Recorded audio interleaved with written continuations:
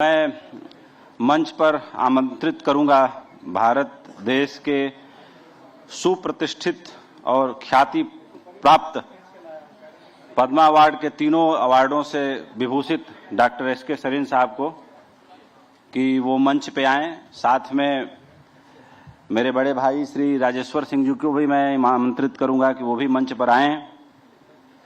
और डॉक्टर गुप्ता जो एससीएल गुप्ता साहब जो बत्रा हॉस्पिटल के एमडी हैं वो भी मंच पर आएं। और इस सेशन को मैं खुद संचालित करने वाला हूं। अच्छी बातें जरूर करेंगे। हालांकि सुबह के वक्त में इस ऑडिटोरियम में बैठने और खड़े होने की भी जगह नहीं बची थी, लेकिन शाम होते होते बच्चों को भूख लगाई और बच्चे निकल गए। बहुत सारे स्कूल के भी बच्चे थे, हायर सेकेंडरी के बच्चे थे और भी बहुत सारे लोग थे। इसके बाद कल्चरल कार्यक्रम है, तो एक जो बहुत देर से लोग थे वो गए और मैंने उनको रोका भी नहीं। तो हम जितने हैं टीवी पर दर्शकों के लिए बहुत ही अच्छी बातें जो होने जा रही हैं उसका मजा मिलने वाला है। और जब डॉक्टर एस के सरीन जैसा बहुत ही विशाल मन का और विशाल अपने ज्ञान के पिटारे से तमाम चीजें लोगों के सामने रखेंगे तो बेशक सबका फायदा होगा। और मैं तो उनसे बहुत फायदा ले चुका हूं। उन्हीं की प्रेरणा का परिणाम है कि मेरा ग्रेड 2+ फैटी लीवर था, 3 के करीब था। जिन्होंने मुझे टोका डांटा तो मैंने अपना 12 किलो वजन कम करके दिखाया और मैं डॉक्टर साहब के पास जाऊंगा अगला 8 किलो और कम करके, और इनसे सर्टिफिकेट लेके आऊंगा कि अब मेरा लीवर सबसे स्वस्थ है। दुनिया के institute of liver and biliary sciences जो आज दुनिया के डॉक्टरों की रैंकिंग है, उसमें लीवर के डॉक्टरों में मैं मानता हूं कि डॉक्टर सरीन की रैंकिंग नंबर 1 है, भारत नहीं पूरी दुनिया में। तो ये सेशन मैं शुरू करने जा रहा हूं, आप लोग ध्यान दीजिएगा। डॉक्टर सरीन का परिचय तो मैंने दिया और डॉक्टर गुप्ता भी यहाँ पे बैठे हुए हैं। बत्रा हॉस्पिटल कौन नहीं जानता, उसके आप मुख्य संचालक हैं, एमडी हैं, मैनेजिंग डायरेक्टर हैं। साथ में मेरे बड़े भाई डॉक्टर राजेश्वर सिंह जी बैठे हुए हैं। आपको भी देश में जितने जानने वाले लोग हैं लगभग सभी जानते हैं। हो सकता है कि आपने प्रधानमंत्री मोदी की तरह मीडिया में अपनी उपस्थिति नहीं दर्ज कराई, थोड़ा शाई नेचर के हैं, नहीं आते हैं, बचते हैं, लेकिन आज इनको पकड़ के मैं ले आया हूं। तो इनसे भी सवाल किया जाएगा और सवाल ये होगा कि इन्होंने प्रशासन के क्षेत्र में बड़ा लंबा अनुभव प्राप्त किया है। आप भारतीय पुलिस सेवा के अधिकारी रहे, आपने प्रवर्तन निदेशालय को प्रवर्तन निदेशालय बनाने में बेहद बड़ी भूमिका निभाई। मैं कह सकता हूं कि आपके टेन्योर में 5 सालों के भीतर करीब 40,000 करोड़ रुपए का कॉन्फिस्केशन किया इन्फोर्समेंट डायरेक्टरेट ने, जो एक रिकॉर्ड है। और उसमें जितने बड़े केसेस थे वो सारे केसेस आपने स्वयं हैंडल किए अपने हाथों से। तो अब चूंकि जैसे होता है कि एक आदमी एक जीवन में कई जीवन जी ले, उसके ये जीती जागती मिसाल है। इतनी शानदार नौकरी छोड़ के आप जो है विधायक बने, चुनाव लड़े सरोजनी नगर से और शानदार वोटों से जीते। और आज इनकी फॉलोइंग का आलम यह है कि सरोजनी नगर के एक एक घर से जाकर के कोई सर्वे करके देख ले, लोगों का ये कहना है कि हम पूरे जीवन के लिए एक ही विधायक चाहते हैं, वो राजेश्वर सिंह जी है। और जेन्युइनली इन्होंने काम किया है। इसलिए मुझे पता है कि आपकी जितनी खबरें आती हैं, ये भेजें न भेजें, हमारे लोग उसको कवर करते हैं, तो हमें पता चलता रहता है। वो एक एक लड़ाई जो है सरोजनी नगर की क्षेत्र की हो या उत्तर प्रदेश की हो। एक बार मैं राजनीति में, चूंकि इनका कदम पदार्पण हो ही गया है, तो मैंने 2010 में शीला दीक्षित जी का इंटरव्यू किया था जब वो दिल्ली की चीफ मिनिस्टर थी। कॉमनवेल्थ गेम शुरू हुआ था, तो मैंने उनसे पूछा, मैम भारत की राजनीति में कुछ जो है विनम्र और सुचिता वाले नेताओं की जब गणना होती है तो मैं मानता हूं कि आपका नाम बरबस ही 1, 2, 3 में आ जाता है। तो आप बताएं, मुझे चुनाव तो नहीं लड़ना है, लेकिन आपकी सफलता का मंत्र क्या है? तो उन्होंने कहा, मैं अपनी नहीं, मैं सबकी सफलता का मंत्र आपको बता देती हूँ। वो 3P का सिद्धांत है। मैं मैनेजमेंट की स्टूडेंट भी रही हूँ, मुझे बाहर भी पढ़ने का मौका मिला। तो मैंने कहा, मैडम ये 3P का सिद्धांत क्या है? तो उन्होंने कहा कि पहला सिद्धांत है पेशेंस, यानी कि धैर्य। दूसरा सिद्धांत है प्रेजेंस और तीसरा सिद्धांत है परसिवेरेंस। तो हमने कहा मैम थोड़ा इसको अच्छे से समझाएं ताकि मेरे भी काम आए। तो उन्होंने कहा कि देखो, जब बड़े मिशन के लिए चलते हो तो गहरा धैर्य चाहिए, समंदर के बराबर। अगर उतना नहीं है तो समंदर जितना बड़ा नहीं बन सकते। फिर मैंने कहा इसका क्या मतलब? बोली इसका मतलब कि तुम्हारी ख्याति समंदर पार तक नहीं जा सकती, अगर उसके बराबर धैर्य रखोगे तो समंदर के पार भी जाएगी। मैंने कहा प्रेजेंस का मतलब मैडम समझाइए। उन्होंने कहा कि प्रेजेंस का मतलब मेरा ये है कि आपकी उपस्थिति दिखनी चाहिए हर जगह, आपको हर जगह जाना चाहिए। तो हमने कहा परसिवेरेंस का क्या मतलब होता है, ये भी बता दीजिए। तो उन्होंने कहा कि आपको रुकना नहीं चाहिए अपनी बात कहने से। ये मत सोचिए कि यहां कहने से फायदा होगा कि नहीं होगा, इस बात को भूल जाइए। अपनी बात वहां भी कहिए जहां फायदा न मिले, लेकिन कहते रहिए, रुकिए मत।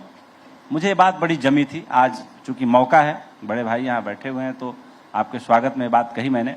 पहला सवाल डॉक्टर एसके सरीन साहब से लूंगा, और मेडिकल के क्षेत्र में जो प्रशासनिक सहयोग है, जो सरकारें करती है, वो सवाल मैं राजेश्वर भाई साहब से लूंगा, और गुप्ता साहब से भी मेडिकल से जुड़े सवाल होंगे। पहला सवाल डॉक्टर सरीन साहब से कि सर, जिस लीवर को हमारी बॉडी का पावर हाउस कहा जाता है, मैं देखता हूं कि पूरी भारत की आबादी 2 बीमारियों से ग्रसित है। एक बीमारी तो है जो है डायबिटीज, जो घर घर में पहुंच गई है, और दूसरी बीमारी ये लीवर भी है जो घर घर पहुंच गई है। लेकिन लीवर की बीमारी पहले पहुंचती है, फिर डायबिटीज होता है। ये आपने समझाया हम लोगों को।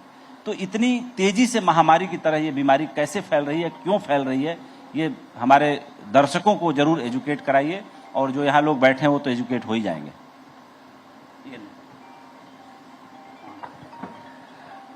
धन्यवाद उपेंद्र, बुलाने के लिए और इतने अच्छे लोगों से सबसे मिलाने के लिए। पहले आपने 3 P की बात कही, मैं 5 P की बात कर दूं? बिल्कुल करिए सर, बड़ा फायदा होगा। पी का मतलब वो वाला नहीं, पीने वाला नहीं।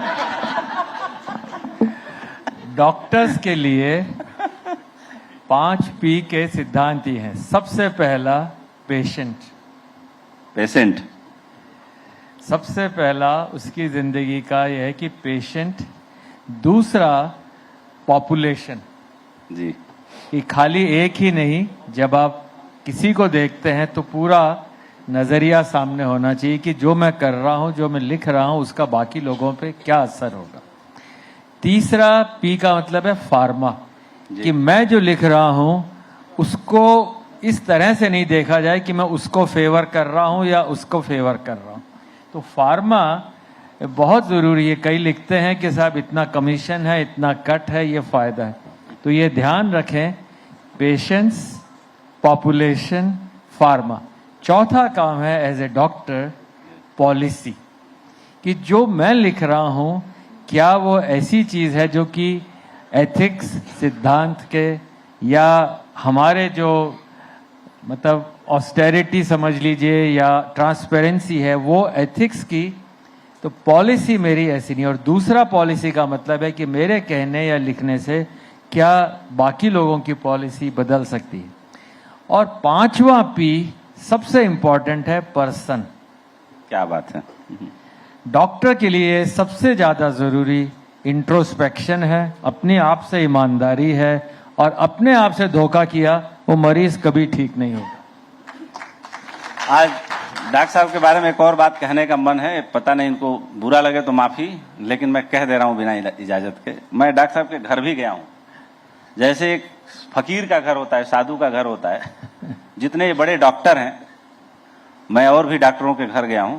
न्यू मोती बाग में बंगला तो सरकारी है, टाइप 7 है, लेकिन घर में जो फैसिलिटी है, मुझे लगता है कि इतनी बेसिक फैसिलिटी मैंने किसी इतने बड़ी शख्सियत के घर में नहीं देखी। जो फकीरों वाली जिंदगी है डॉक्टर साहब के घर का। कोई फर्नीचर देख लीजिए, कोई सामान देख लीजिए, ऐसे लगेगा जैसे कि कोई ट्रेनी जो लड़का है, नया नया नौकरी लगी है और अपनी गृहस्थी बना रहा है। जबकि एक और बात कहना चाहता हूं, एक सज्जन आए मेरे से मिलने, बोले कि मैं बहुत टाइम से देख रहा हूं डॉक्टर सरीन से आपका बड़ा गहरा रिश्ता है।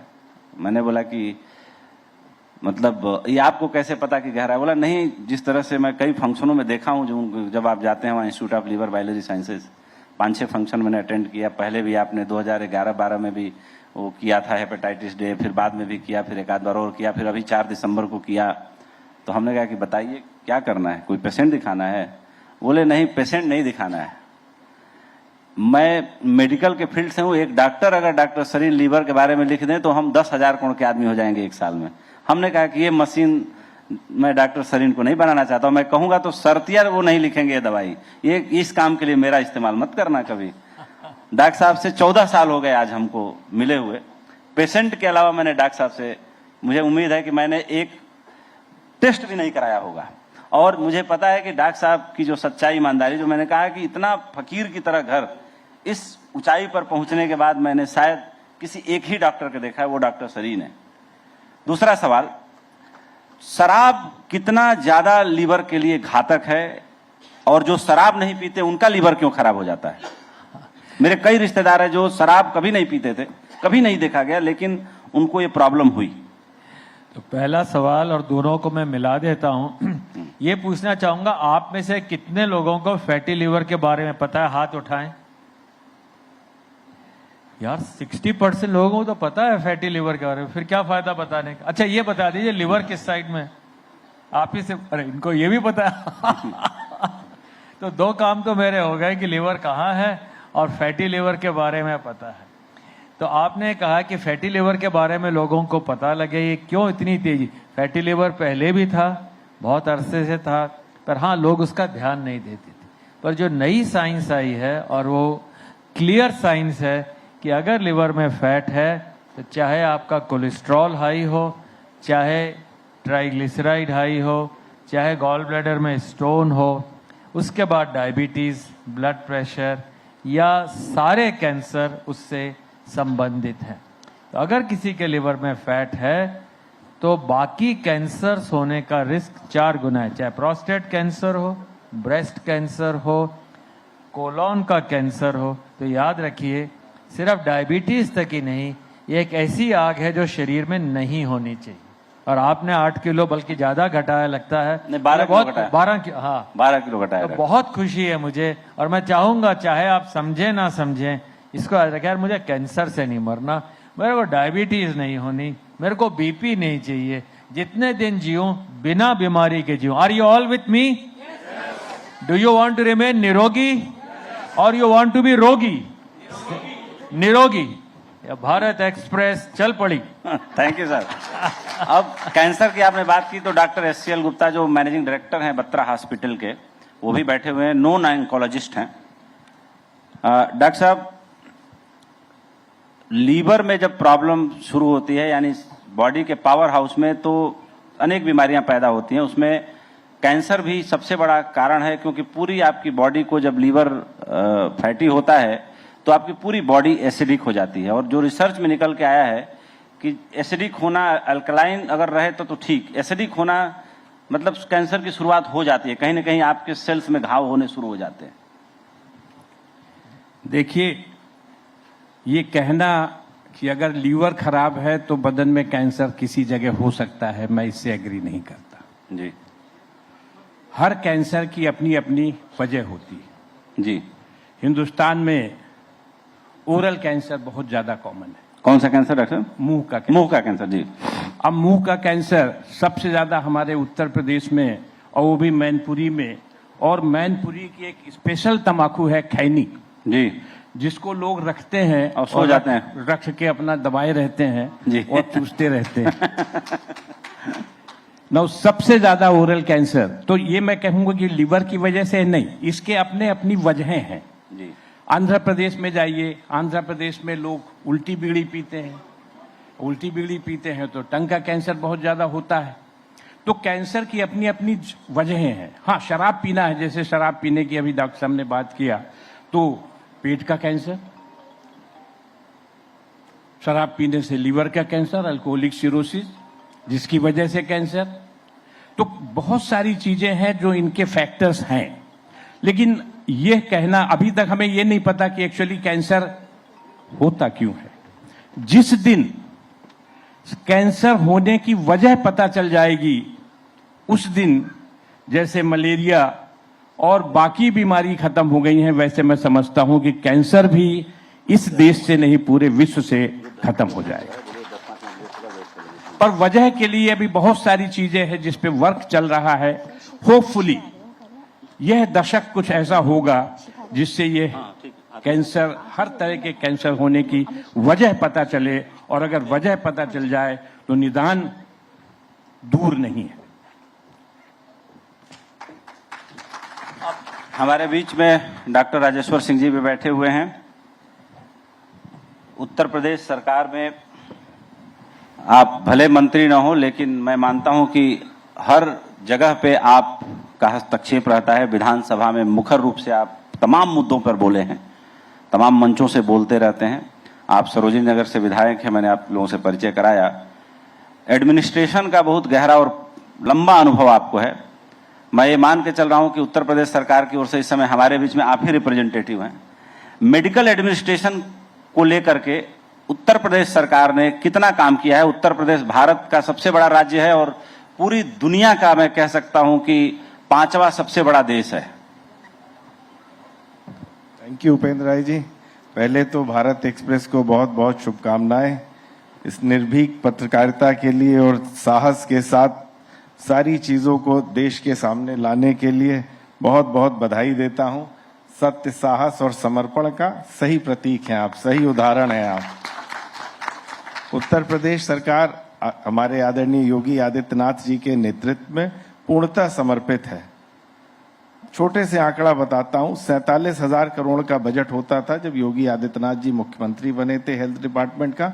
आज बढ़ के 87,000 करोड़ से ज्यादा का बजट है। तो देखिए हेल्थ के लिए कितना ज्यादा कमिटेड सरकार है।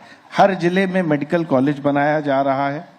कोविड वैक्सीनेशन की बात करें तो 18 करोड़ से ज्यादा लोगों को उत्तर प्रदेश में कोविड का वैक्सीन दिया गया और 73% पॉपुलेशन को डबल वैक्सीनेशन दिया गया। तो बहुत ही अच्छा सेटअप है। लगातार नए कॉलेजेस, मेडिकल कॉलेजेस बन रहे हैं, हॉस्पिटल्स का सेटअप बढ़ता जा रहा है। मेरी कॉन्स्टिट्यूएंसी में संजय गांधी पीजीआई इंस्टीट्यूट है, उसको अभी आदरणीय योगी आदित्यनाथ जी ने और एक्सपैंड करने के लिए लगभग 1200 करोड़ रुपए की ग्रांट दी। तो लगातार उत्तर प्रदेश प्रयास कर रहा है हेल्थ फॉर ऑल। और जैसा आदरणीय मोदी जी ने आयुष्मान भारत जब से योजना आई है तब से हर गरीब का इलाज संभव हो चुका है। उत्तर प्रदेश में भी 1 करोड़ से ज्यादा आयुष्मान भारत के कार्ड बने हैं।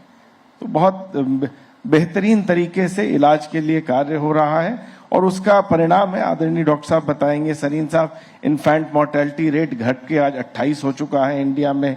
मैटरनल मोर्टेलिटी रेट घट के 97-100 से कम हो चुका है। लगातार हमारा हेल्थ के पैरामीटर्स बेटर हो रहे हैं। लाइफ एक्सपेक्टेंसी यदि हम बात करें, जब देश आजाद हुआ था 35 वर्ष थी मात्र, आज बढ़ के 70 से ज्यादा हो चुकी है। सो वी आर प्रोग्रेसिंग, बहुत अच्छा हो रहा है और लगातार सब समर्पित भाव से भारत सरकार और उत्तर प्रदेश सरकार हेल्थ डिपार्टमेंट के लिए कार्य कर रही है। दूसरा सवाल लॉ एंड ऑर्डर को लेकर के कि चूंकि हॉस्पिटल्स में कलकत्ता में जो वहां पे एक घटना हुई जिसने पूरी दुनिया को झकझोर दिया, खैर सौभाग्य है कि उत्तर प्रदेश में ऐसी कोई घटना नहीं हुई। लॉ एंड ऑर्डर के मामले में उत्तर प्रदेश आज देश में सबसे ऊपर स्थान रख रहा है, जिसका श्रेय ऑफ कोर्स सब लोग मानते हैं कि योगी जी की दृढ़ इच्छा शक्ति है और वो नॉन कॉम्प्रोमाइजिंग नेचर है। मैं आपसे ये जानना चाहूंगा कि कुंभ मेला है, कुंभ मेला में सारे रिकॉर्ड टूट गए। जो 45 करोड़ का आंकड़ा तय किया गया था वो 45 करोड़ का आंकड़ा लगता है 2-3 दिन में और टच हो जाएगा, 40 पार हो चुका है। इतनी बड़ी व्यवस्था कैसे हो पाई और ये व्यवस्था कैसे चल रही है? कुछ लोग तो कह रहे हैं कि भगवान ही चला रहा है, अदरवाइज आदमी तो इतने हैं नहीं कि 45 करोड़ लोगों को संभाले। आप भी कुंभ गए, वहां घूम के आए, आपने क्या देखा, कैसी चल रही है वहां पे व्यवस्था, और इतनी बड़ी व्यवस्था उत्तर प्रदेश सरकार की मशीनरी कैसे संभाल पा रही है? देखिए, पहले तो लॉ एंड ऑर्डर पे आपने कहा उत्तर प्रदेश में क्राइम के प्रति 0 टॉलरेंस है। उसका कुछ आंकड़ों से ही उदाहरण देता हूं। सब पढ़े लिखे लोग हैं, आपकी व्यूअरशिप सब बहुत ही अच्छे लोगों की है। जब से योगी आदित्यनाथ जी मुख्यमंत्री बने हैं तब से लगभग अब तक 300 से ज्यादा शातिर अपराधी विभिन्न मुठभेड़ों में मारे गए हैं। गैंगस्टर एक्ट में 70,000 से ज्यादा अपराधियों को जेल भेजा गया है और अब तक 4,000 करोड़ से ज्यादा की माफियाओं की संपत्ति जब्त हुई है, जिसका परिणाम है कि आज हम सबसे सेफेस्ट स्टेट के रूप में उत्तर प्रदेश को जानते हैं और आज हम गर्व से कहते हैं कि हम उत्तर प्रदेश में रहते हैं। ये बदलाव आया है। जहां तक कुंभ का सवाल है, कुंभ तो सनातन का सबसे बड़ा पर्व है। 45 करोड़ यूरोप की आबादी से ज्यादा लोग आ चुके हैं वहां पे। 50,000 से ज्यादा पुलिस वाले, 20,000 हमारे सफाई कर्मी, 20,000 हमारे स्वास्थ्य कर्मी, 20,000 हमारे ट्रांसपोर्ट के कर्मी, विभिन्न विभागों के कर्मी लगातार 13 जनवरी से मेहनत कर रहे हैं। 18 घंटे, 20 घंटे, कोई ड्यूटी के आवर्स नहीं है। तभी आज जो है सकुशल रूप से कुंभ संपन्न हो रहा है। हर व्यक्ति को गंगा स्नान का अवसर मिल रहा है और ये अद्भुत है। मैं अभी बात कर रहा था डॉक्टर साहब से, यहाँ हम लोग जब बैठे थे, कि लोगों को मालूम है कितनी भीड़ है, लोगों को मालूम है कि हमें कितना पैदल चलना पड़ रहा है, लोगों को मालूम है कि कितना जाम लग रहा है, लेकिन उसके बाद भी हर दूसरे दिन एक दिन से ज्यादा बढ़ के भीड़ आ रही। ये दिखाता है कि हमारे देश में धर्म के प्रति और सनातन संस्कृति के प्रति कितना भाव है, कितना समर्पण है। ये अद्भुत है। इसी ने देश को बांध के रखा हुआ है और यही सनातन संस्कृति भारत को विश्व की महाशक्ति के रूप में स्थापित करेगा। बिल्कुल, भारत ही सनातन है, सनातन ही भारत है। इस पर पीछे के सेशन में चर्चा हुई जब आचार्य प्रमोद कृष्णम जी बैठे थे और विश्व हिंदू परिषद के अंतर्राष्ट्रीय अध्यक्ष आलोक कुमार जी बैठे थे। अब अगला सवाल मैं डॉक्टर साहब से ले रहा हूं, डॉक्टर एस के सरीन साहब से, कि जैसे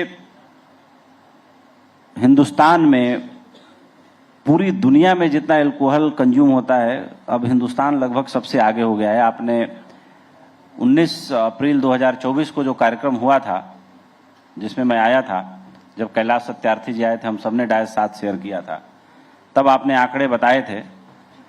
तब से लेके अब तक में बहुत अंतर आया है। तो मैं इतना चाहूंगा कि माननीय केंद्रीय मंत्री गजेंद्र शेखावत सर आ गए हैं, मैं चाहूंगा कि सर को पार्लियामेंट में भी बोलने जाना है और गृह मंत्री जी के डिनर में सीधे सर मंच पे ही आए, सीधे आए सर, प्लीज, स्वागत है। तो क्या एल्कोहल इकलौता रीजन है या जो हम खाना खाते हैं वो खाना हमें ज्यादा नुकसान करता है? सर प्लीज एकदम जल्दी, मुझे पता है सर। मैं एक सवाल लेके फिर आपको मैं जरूर सर प्लीज आ जाए सर। नहीं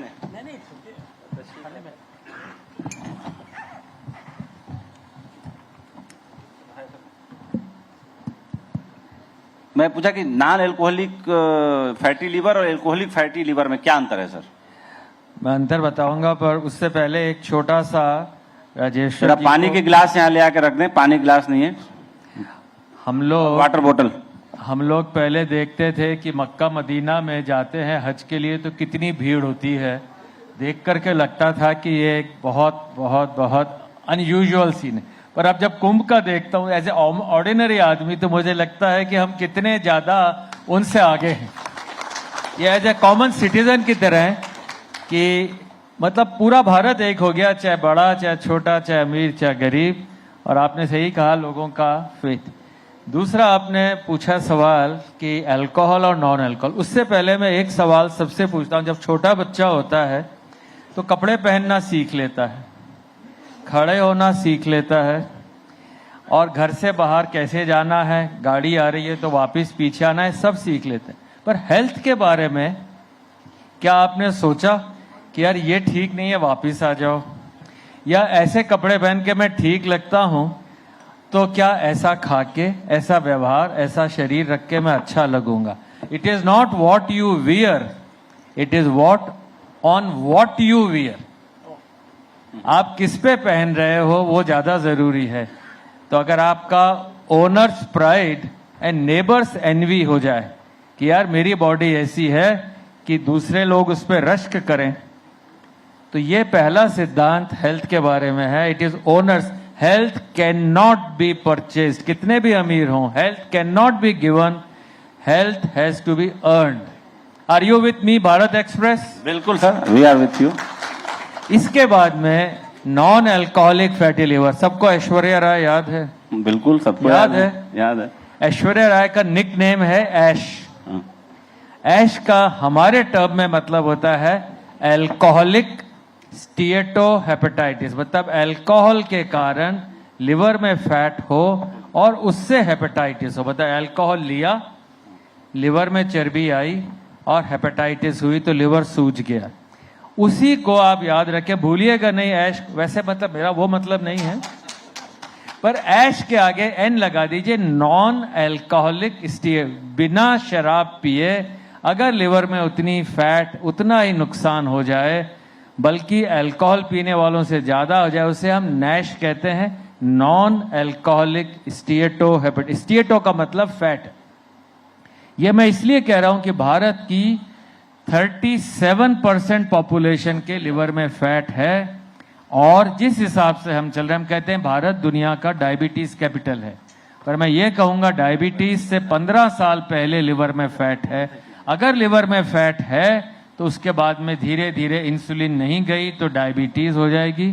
इसलिए याद रखिए कि मुझे लिवर से फैट निकालनी है। और हाँ, आपने सुना करेला और नीम चढ़ा जी, एक तो करेला ऊपर से चढ़ा नहीं, ऊपर नीम पे। तो अगर लिवर में फैट है जो भारत के 1/3 में है, या डायबिटीज है, या ओबेसिटी है, मोटापा है, या ब्लड प्रेशर है, कोलेस्ट्रॉल हाई है, और फिर आपने शराब पी ली, तो क्या होगा? वो और करेला और ऊपर से चढ़ा नीम चढ़ा। तो उन सब के लिए बिल्कुल क्लियर हिदायत है। तो आपने कहा पिछले साल कैलाश सत्यार्थी जी हमारे यहाँ आए थे, हम लोग साथी थे, आप साथ थे, और उन्होंने एक पूरा उसका एक कैंपेन चलाने की बात की थी कि मैं चाहूंगा कि छोटे से छोटा और बड़े तक शराब से दूर रहे। पर उन लोगों के लिए बिल्कुल हिदायत है जिनको डायबिटीज है, ओवरवेट है, 40 से ऊपर है, मेल हैं, या जिनके पेरेंट्स को डायबिटीज या ब्लड प्रेशर है, जिनके पेरेंट्स को लिवर की डिजीज है, उन सब के लिए क्लियर हिदायत है, शराब अपने लिए भी नहीं, लखनऊ दिल्ली दोनों में नहीं, पड़ोसी के लिए भी नहीं, ये बिल्कुल क्लियर। तो जिन लोगों को लिवर की डिजीज शराब से है, उसमें 98% लोगों में किसी न किसी फॉर्म में मोटापा या लिवर की डिजीज है। माननीय मंत्री जी सवाल पूछेंगे। I just wanted to know one thing in the interest of general public. Bharat में हमने कहा 37% लोगों को जो है नैश और ऐश वॉट एवर फॉर्मेट में कहीं ना कहीं अल्कोहलिक जो है फैटी लिवर है। What is the bifurcation of percentage? कितने परसेंट लोगों को पास को अल्कोहलिक फैटी लिवर है? एस्टिमेटेड हो सकता है नॉन अल्कोहलिक और अल्कोहलिक। नॉन अल्कोहलिक और नॉन अल्कोहलिक होने का मुझे लगता है कि इनमें से बहुत सारे लोग जो आपने राय दी उससे पहले से सहमत हैं, लेकिन इनकी चिंता यह है कि नॉन अल्कोहलिक लोगों को क्यों हो जाता है, उसके लिए क्या प्रिकॉशन रखना है? अल्कोहलिक वाले प्रिकॉशन तो आपने बता दिए कि पड़ोसी को भी नहीं पिलाना है, लेकिन क्या खाना है और क्या नहीं खिलाना है इसकी भी चिंता करेंगे तो बहुत बेहतरीन एंकर है और बहुत बेहतरीन सवाल। Give him a round of applause sir. As a minister is so sharp and also. तो 3 कारण जिनके कारण आपको बिना शराब पिए उतना ही नुकसान है, और ये सेल्फ टेस्ट है। अभी बैठ के अभी डायग्नोसिस हो जाएगा अगर आप मेरे साथ हैं। आप लोग साथ हैं मेरे? अगर आपके मदर या फादर को diabetes, blood pressure, heart disease, cancer, kidney disease, और लड़कियों को मदर को ओवरी में सिस्ट है, याद रखिएगा 10 चीजें, इनमें से किसी को फैमिली में है तो you are a manufacturing defect, you are predispose to develop all this. कल का बात बता रहा हूं, करीब 7 ऐसी फैमिलीज थी जिसमें फादर को या मदर को 45-50 साल पे लिवर डिजीज थी, और लड़का 18 से 20 साल का है। पूछा भाई तू थोड़ा हेल्दी है, तेरा कोलेस्ट्रॉल करा? सर मेरा 230 कोलेस्ट्रॉल है। भाई तू 18 साल का 230 कोलेस्ट्रॉल है, जब वो 25 को होगा उसको बीपी हो जाए। It is because of the parents. If you are unhealthy, don't produce children. Is that clear? You are not to produce. Now that is first test. The second, उन लोगों को क्यों होता है? कहते हैं सब पानी पीते हैं और घी की तरह लगता। ये 100% सही, 100%, क्योंकि आपके जीन्स मतलब पेरेंट्स के जीन्स इतने ज्यादा हाई लेवल पे थे कि जो आप खाते हैं वो सब एब्जॉर्ब हो जाता है। इनका 15% होगा, मेरा 25% खाना एब्जॉर्ब होगा, तो मैं हेल्दी हो जाऊंगा। तो second cause is your jeans which you have got. Third and most important sir, why they get it is because of the lifestyle. अगर वही खाना आप 7 बजे खाएं और वही खाना रात 11 बजे खाएं, 15% एनर्जी ज्यादा निकलती है, क्योंकि आपके बैक्टीरिया एक्टिव है। दूसरा, हम लोग भूल गए हैं कि फास्टिंग का क्या महत्व है। हम खाना आप 2 घंटे भूखा रहने की कोशिश करिए, भूख लगी पर खाइए नहीं, आप देखेंगे जिंदगी कितनी बेटर हो जाएगी। और थर्ड कॉज जो हम लोग खाते हैं उसमें कम से कम 20 मिनट धीरे धीरे खाइए। Don't Gulp your food, if you Gulp your food it is not broken down. तो जितनी एसिडिटी आपको है वो उसका कारण यही है कि एसिड नीचे जाने के बजाय ऊपर आ रहा है। तो आपने कहा कि क्यों हम लोगों के अंदर इतना फैटी लिवर है, हमारे genes, lifestyle and of course lack of exercise. Doctor साहब एट द एंड आपके क्वेश्चन का उत्तर सुनकर के ये सब मुझे पीटने वाले हैं। आपने कह दिया बच्चे पैदा मत करो, खाना कम खाओ, ज्यादा काम करो, मेरा क्या होगा ये बताओ आप। अच्छा, आप एक सुंदर स्वस्थ भारत देखेंगे। साहब एक आध लिवर डिटॉक्स की ड्रिंक भी बता दीजिए कि लिवर डिटॉक्स कैसे किया जाए। अच्छा, मैं डॉक्टर सरीन साहब से, डॉक्टर एस.एल. गुप्ता से और डॉक्टर राजेश्वर सिंह जी से मैं रिक्वेस्ट करूंगा इस बात का कि सर रोस्टर ड्यूटी छोड़ के आए हैं, गृह मंत्री जी के साथ आपकी मीटिंग शेड्यूल है और कुछ और भी इनकी इंगेजमेंट है, फिर भी मेरे प्रेमवश आए हैं।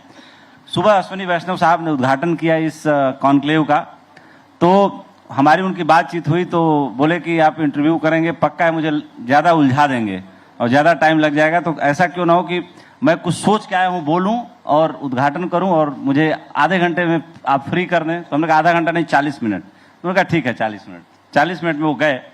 मैं माननीय गजेंद्र सिंह शेखावत साहब का पहले तो दिल की गहराइयों से स्वागत करता हूँ।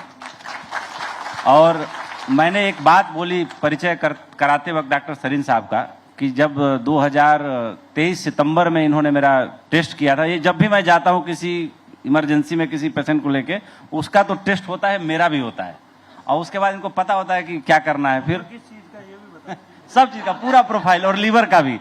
तो मेरा लीवर नियर बाई ग्रेड 3 पहुंच गया था, तो इन्होंने बड़ी डांट लगाई और बोली कि 20 किलो वजन तुमको कम करना चाहिए और अगली बार आओगे तो फिर थप्पड़ लगाऊंगा मैं। तो हमने कहा कि अब अगली बार मुलाकात करूंगा तो कुछ सिग्निफिकेंट चेंज करके मदद करूंगा।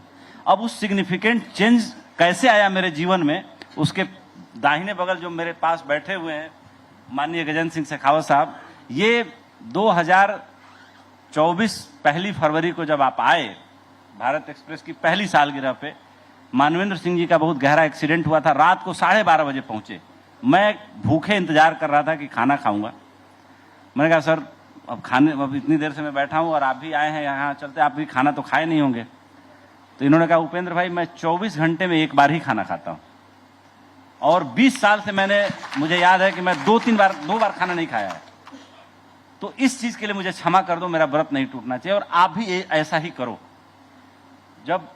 और मैंने उसके बाद धीरे धीरे कोशिश किया। मेरे घर के लोग भी यहाँ बैठे हैं, वो इस बात को जानते हैं कि अब मैंने 24 घंटे में एक हैवी मील लेता हूँ दोपहर की, वही मेरी रात की हो जाती है और वही सुबह की, और 18 घंटे में उपवास कर लेता हूँ।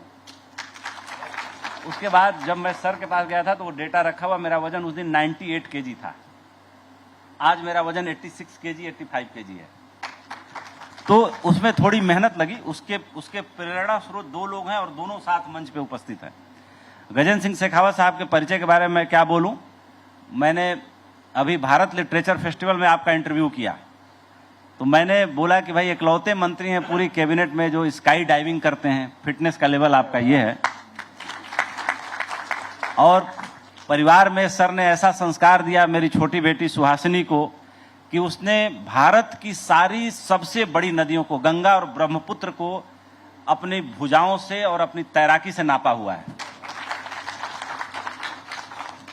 और पूरे परिवार में बड़ा अजब का शौर्य है, अजब का अनुशासन है और मेरे ऊपर आपका बहुत विशेष स्नेह और विशेष कृपा है, उसके लिए मैं बहुत हमेशा आभारी रहता हूं। मैं सर से यह निवेदन करूंगा कि मैं आपसे सवाल जवाब करूं तो बेशक ज्यादा टाइम जाएगा। मैं चाहूंगा कि उस दिन आपने भारत लिटरेचर फेस्टिवल में भारत के बढ़ते प्रभुत्व पे जो आपने बात बोली थी, उतनी अच्छी बात शायद प्रधानमंत्री जी भी कई बार नहीं बोल पाते हैं, बोलते हैं लेकिन उनको लगता है कि मैं अपनी ही तारीफ क्या करूं। तो हमारी बात तो दूसरों को कहना चाहिए, हमारे सहयोगियों को कहना चाहिए। तो एक बात कि भारत के कल्चर के आप आज के डेट में कैबिनेट मिनिस्टर होने के नाते ब्रांड एम्बेसडर हैं और उस ब्रांड एम्बेसडर के होने के नाते टूरिज्म को बढ़ावा देने के लिए पूरे विश्व को आकर्षित करने की जिम्मेदारी भी आपके कंधों पर है। जल शक्ति मंत्री रहते हुए पहली बार जल शक्ति मंत्रालय का गठन हुआ, उसके आप पूरे 5 साल कैबिनेट मिनिस्टर रहे और हर घर नल की योजना में आपने 12 करोड़ से 14 करोड़ घरों को नया नल दिया, पानी दिया, साफ पीने का वो किया। दिन रात आपने परिश्रम किया और इकलौते मंत्री हैं जो कभी थकते नहीं, मैंने इनको कभी थकते नहीं देखा और लोगों की तरह। उसके पीछे आप ही की मेहनत है, उसमें हम लोगों का तो कोई योगदान नहीं।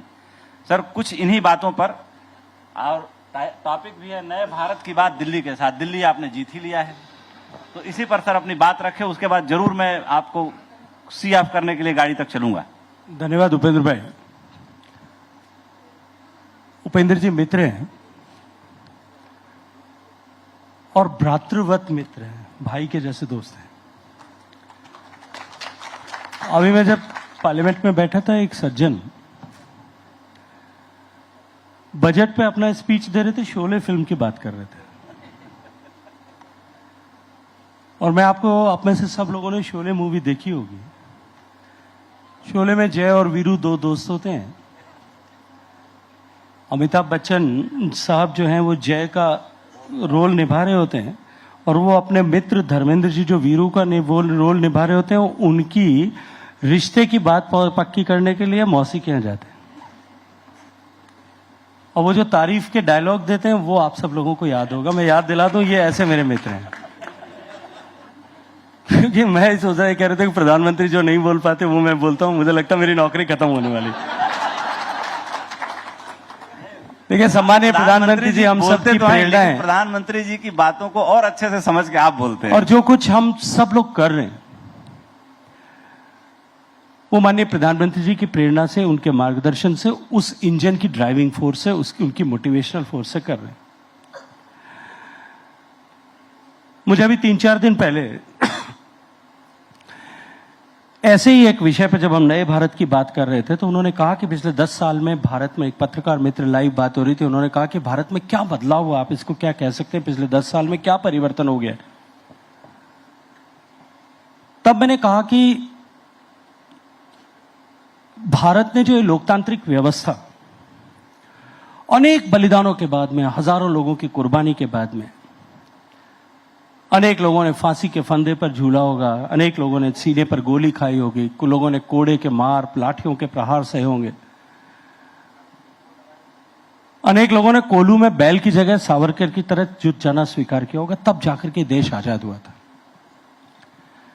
लेकिन आजादी के 7 दशक बाद तक जिस तरह की सरकारें देश में रही, कुछ छोटे मोटे समयांत को छोड़ दें, देश में घोर निराशा का माहौल 2014 से पहले था। मैं 2014 से पहले राजनीतिक क्षेत्र में प्रत्यक्ष रूप से काम नहीं करता था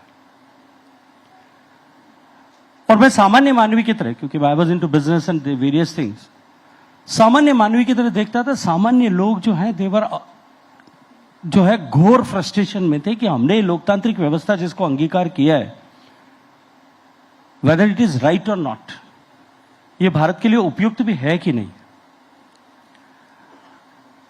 उस घोर निराशा के अंधकार से बाहर निकाल करके 10 साल में देश को 140 करोड़ लोगों के अंदर इस विश्वास का सृजन करना कि भारत विकसित हो सकता है और हम विकसित होकर के रहेंगे, ये संकल्प के साथ आगे बढ़ाना, ये एकमात्र जो है माननीय प्रधानमंत्री नरेंद्र मोदी जी की उपलब्धि है।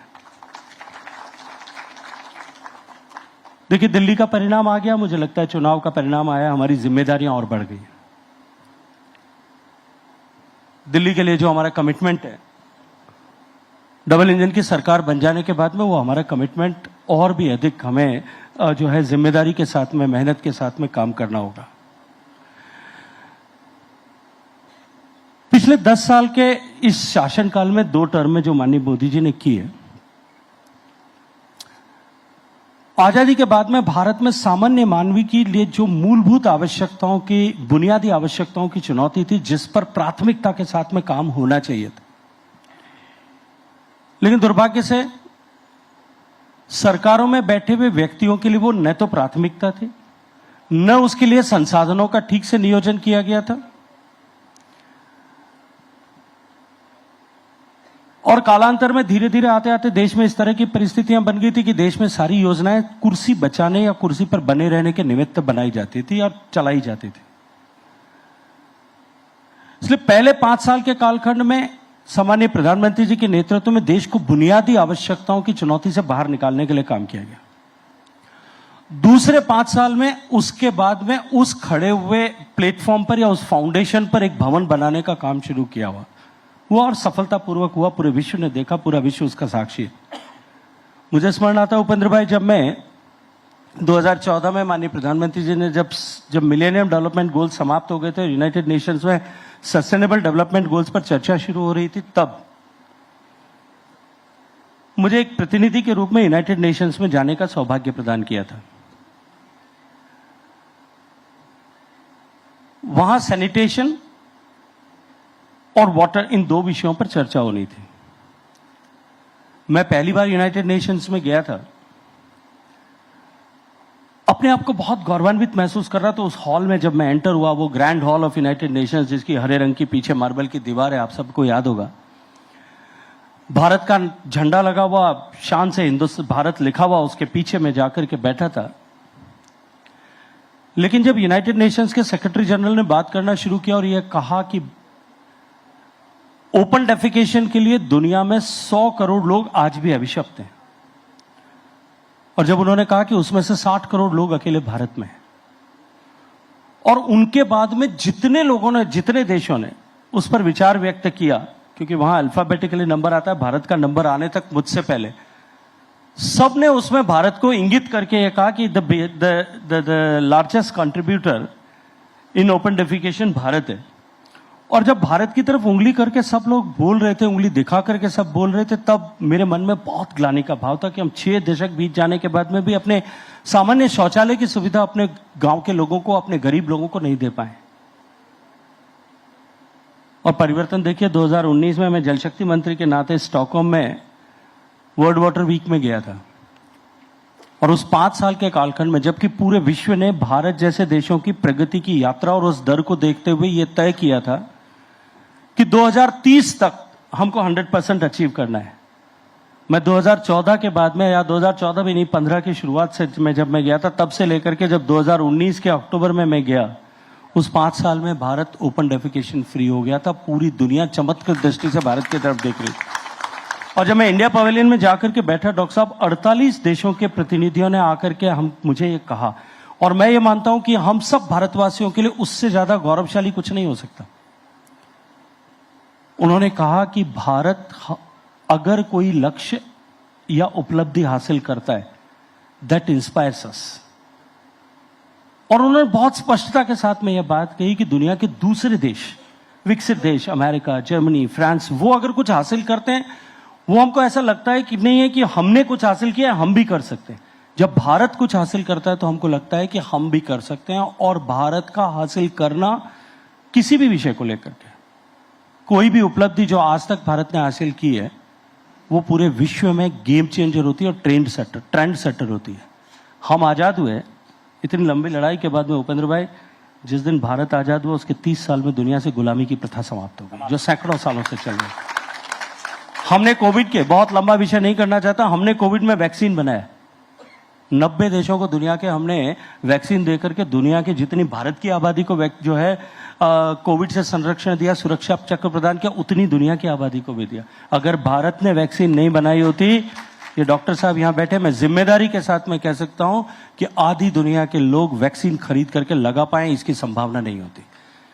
ये भारत की ताकत है, भारत की उपलब्धि है। और इस दृष्टिकोण से जब भारत को बनाना शुरू किया, बढ़ाना शुरू किया, आज उसका परिणाम है कि पूरा विश्व भारत की तरफ एक आशा भरी दृष्टि से देख रहा है। और भारत का अविकसित होना ये दुनिया के लिए बहुत बड़ी घटना होगी। और मैं आज जिम्मेदारी से इस मंच पर बैठ करके कह रहा हूं, क्योंकि 2047 का जो लक्ष्य लेकर के हम चले हैं, शायद 2047 तक हम होंगे न होंगे, कितने लोग होंगे, ये ईश्वराधीन है। लेकिन 2047 तक, आज डिजिटल वर्ल्ड में जो कुछ कहा जाता है, हमारे शास्त्रों में लिखा है, इट इज शब्द ब्रह्म है जो लिखा गया था। इस डिजिटल वर्ल्ड में जो कुछ कहा गया है, ये सब ब्रह्म है, सब ये सब हिस्ट्री बनने वाली है। 2047 में, मार्क माई वर्ड्स, जिस दिन भारत विकसित हो जाएगा, उस दिन देश से में पिछड़े हुए देशों की परंपरा समाप्त होने का युग जो है वो प्रारंभ हो जाएगा। अगले 20-25 साल में दुनिया से गरीबी और दुनिया से पिछड़ापन समाप्त हो जाएगा। विश्व कल्याण और विश्व बंधुत्व की जो बात हमारे ऋषियों मनीषियों ने की है, वो सहज रूप से उसको साकार होते हुए आप सब लोग देख रहे हैं। और मित्रों, भारत जिस गति के साथ में प्रगति कर रहा है, आर्थिक दृष्टिकोण से, सामाजिक दृष्टिकोण से, सांस्कृतिक दृष्टिकोण से, और विरासत पर गर्व करते हुए विकास करने का मंत्र जो माननीय प्रधानमंत्री जी ने दिया है, ये भारत को विश्व के लिए प्रणम में, जिसको पूरा विश्व प्रणाम करे, उस स्थिति पर ले जाने के रास्ते पर हमको लेकर जा रहे हैं। अब एक नोबेल लॉरेट में बहुत लंबी चौड़ी बात नहीं करना चाहता, एक नोबेल लॉरेट ने एक आर्टिकल लिखा है। उसने कहा कि दुनिया में कोई भी ग्लोबल लीडर होने के लिए किसी भी देश को, उसको 3 वर्टिकल्स पे प्रमुखता के साथ में पहले काम करना है। पहला, आर्थिक दृष्टिकोण से प्रगति करे। और उन्होंने कहा कि किस तरह से भारत आर्थिक दृष्टिकोण से प्रगति कर रहा है, दुनिया की 5वीं अर्थव्यवस्था बना है, 3री अर्थव्यवस्था बन रहा है। अभी डावोस में भी इस बात के लिए बहुत सारे लोगों ने चर्चा की है। पिछले बार डावोस मीटिंग में भी इस बात की बहुत सारे लोगों ने बहुत आधिकारिक रूप से ये बात कही कि हिंदुस्तान की इकोनॉमी अब जिस स्पीड से चल रही है, हर 6 से 7 साल के बीच में दुगनी हो जाएगी। हम अभी लगभग 4 ट्रिलियन पे हैं। 2047 तक 4 बार हम बढ़ेंगे, 4 से 8, 8 से 16 और 16 से 32 ट्रिलियन की इकोनॉमी हो जाएंगे। भारत 32 ट्रिलियन की इकोनॉमी होगा। उस दिन आप भारत की जो है कल्पना करिए कि 3 से 4 तक या 2 से 4 तक पहुंचे, तब तक भारत का इंफ्रास्ट्रक्चर बदल गया है। भारत में वंदे भारत ट्रेन दौड़ रही हैं 100 से ज्यादा। भारत में नेशनल हाईवे बन गए हैं, भारत में एक्सप्रेस हाईवे बन गए हैं, भारत में 150 जो है हवाई अड्डे बन गए हैं। भारत में आज 840 एयरक्राफ्ट इंडियन स्काई में और इंडियन ऑपरेटर्स के द्वारा दुनिया भर के जो है आसमान में उड़ते हैं। अब 1700 नए अगले 3 साल में आने वाले हैं। भारत में 100 से ज्यादा वाटरवेज बन गए। ये परिस्थितियां केवल हम 2 से 4 पहुंचे तो आप तक पहुंची है। 4 से 32 होंगे तब हम कहां होंगे, आप कल्पना करके खुद देख सकते हैं।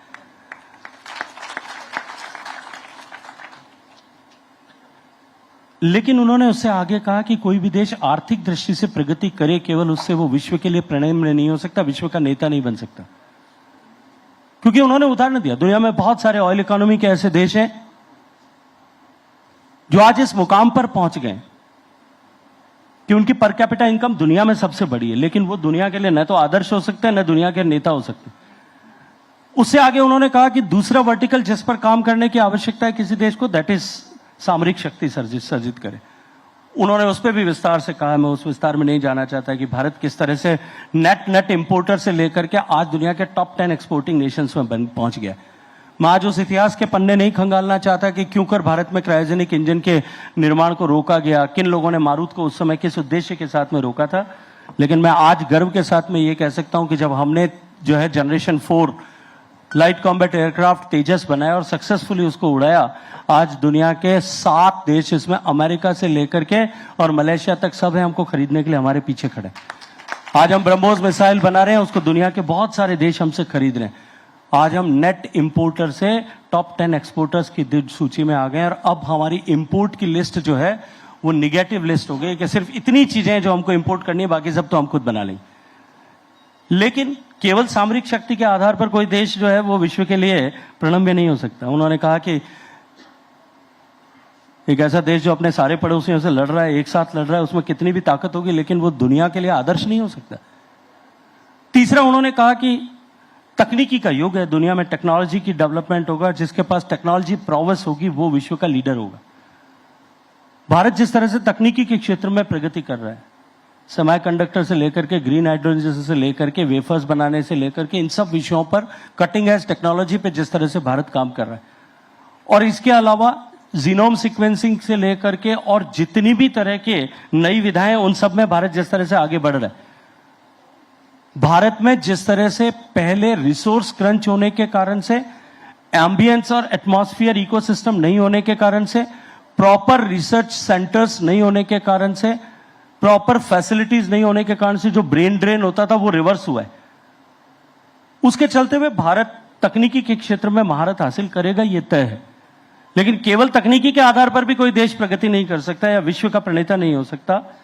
जो एशियन टाइगर्स हैं, right from Taiwan, Hong Kong, Japan, China, इन सब ने तकनीकी के क्षेत्र में प्रगति की होगी, लेकिन वो विश्व के नेतृत्व करता नहीं हो सकता। जिन तीनों चीजों को एक साथ कर ले, लेकिन तो भी वो विश्व के लिए आदर्श और विश्व के लिए जिसके प्रति विश्व श्रद्धा भाव से देखे, ऐसा अर्जित नहीं कर सकता। क्योंकि चाइना ने वो सब चीजें एक साथ हासिल की, लेकिन चाइना के प्रति पूरे दुनिया के जो लोग हैं उनमें 9 अरब देश लगभग होने वाले हैं, उनमें चाइना के प्रति श्रद्धा का भाव शायद बहुत कम लोगों में होगा। उन्होंने कहा कि ये केवल और केवल कल्चरल प्रोविस से, सांस्कृतिक शक्ति से अर्जित किया जा सकता है, और भारत इन तीनों के साथ साथ में जो अपनी संस्कृति पे गर्व करता हुआ आगे बढ़ रहा है, जिस तरह से हम अपनी विरासत पे गर्व करते हुए माननीय प्रधानमंत्री जी के नेतृत्व में आगे बढ़ रहे हैं, हम अपने विरासत के मूल्यों को संरक्षित और संवर्धित करने के साथ लिए जिस तरह से काम कर रहे हैं।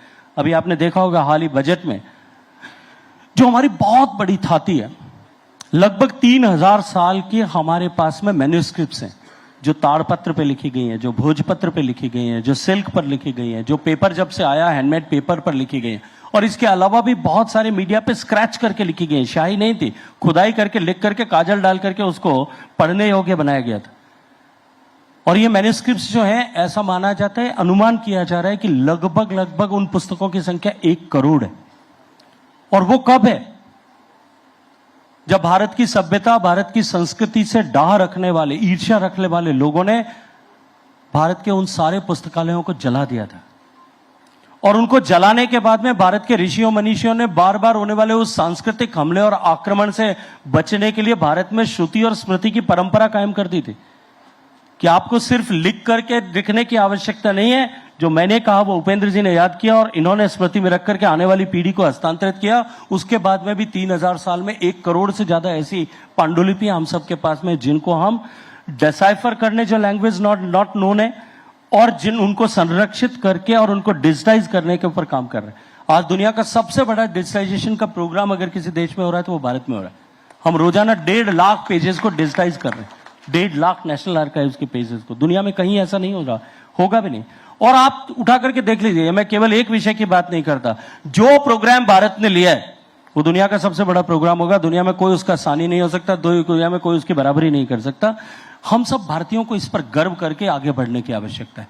मित्रों, एक बहुत बड़ा होराइजन, बहुत बड़ा आसमान हम सबकी प्रतीक्षा कर रहा है। और मैं ऐसा इसलिए नहीं कहता कि मैं भारत सरकार में मंत्री के नाते काम करता हूं, मेरा दायित्व है। मैंने जैसा कहा कि मेरी राजनीतिक यात्रा बहुत छोटी है, सिर्फ 10 साल हुए हैं मुझे इस क्षेत्र में काम करते हुए।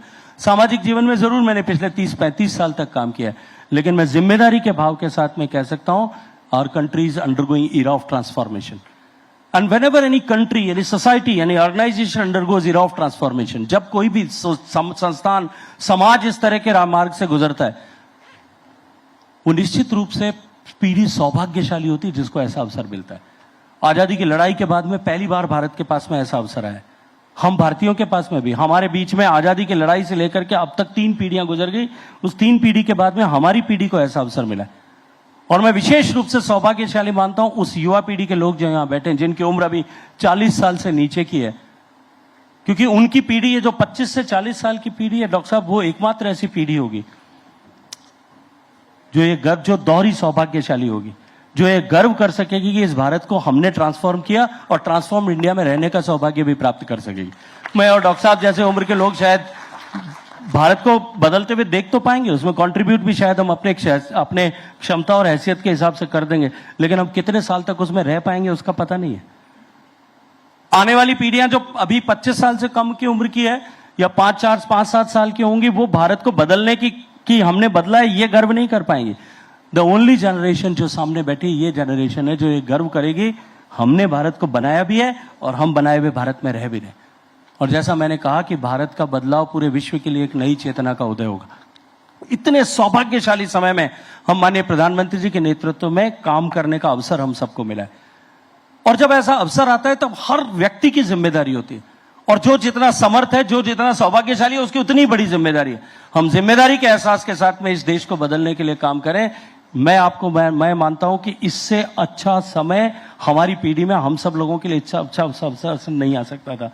हम सब इस सौभाग्य के पात्र बने, हम सब लोग मिलकर के देश को आगे बढ़ाने के लिए काम करें। जहां जिस किसी भी भूमिका में रह रहे हैं, जिस किसी भी क्षेत्र में हम काम कर रहे हैं, जो कोई भी रास्ता हमने अपने लिए तय किया है, उस मार्ग को ये कहते हुए तय करिए।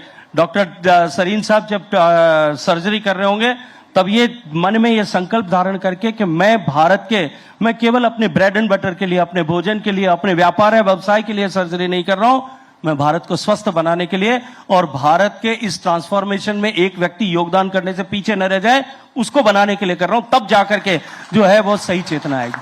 खेत में काम करने वाला किसान की मैं फसल पैदा कर रहा हूं केवल अपने पेट भरने के लिए नहीं, इस राष्ट्र के जो है उत्पादन में मैं भी बराबर का भागीदार हूं। जो एक फैक्ट्री चलाने वाला आदमी है उतना ही बराबर का भागीदार हूं। ये उपेंद्र भाई जब ये टीवी में चल करके हमारी खिंचाई करते तब भी इनके मन में ये चेतना का भाव होना चाहिए कि मैं ये जो कर रहा हूं ये इस देश के निर्माण में, इस देश को विकसित बनाने के लिए गजेंद्र सिंह जैसे छोटे भाई को रास्ते पर रखना है, इसलिए कर रहा हूं। और मैं ये मानता हूं कि यदि देश के लोग इस बात को तय कर लें तो निश्चित रूप से ये हो सकता है। और नरेंद्र मोदी जी के नेतृत्व में देश इस बात को तय कर चुका है। 140 करोड़ लोग इस बात को तय कर चुके हैं। भारत को हम उस रास्ते पर ले जा रहे हैं।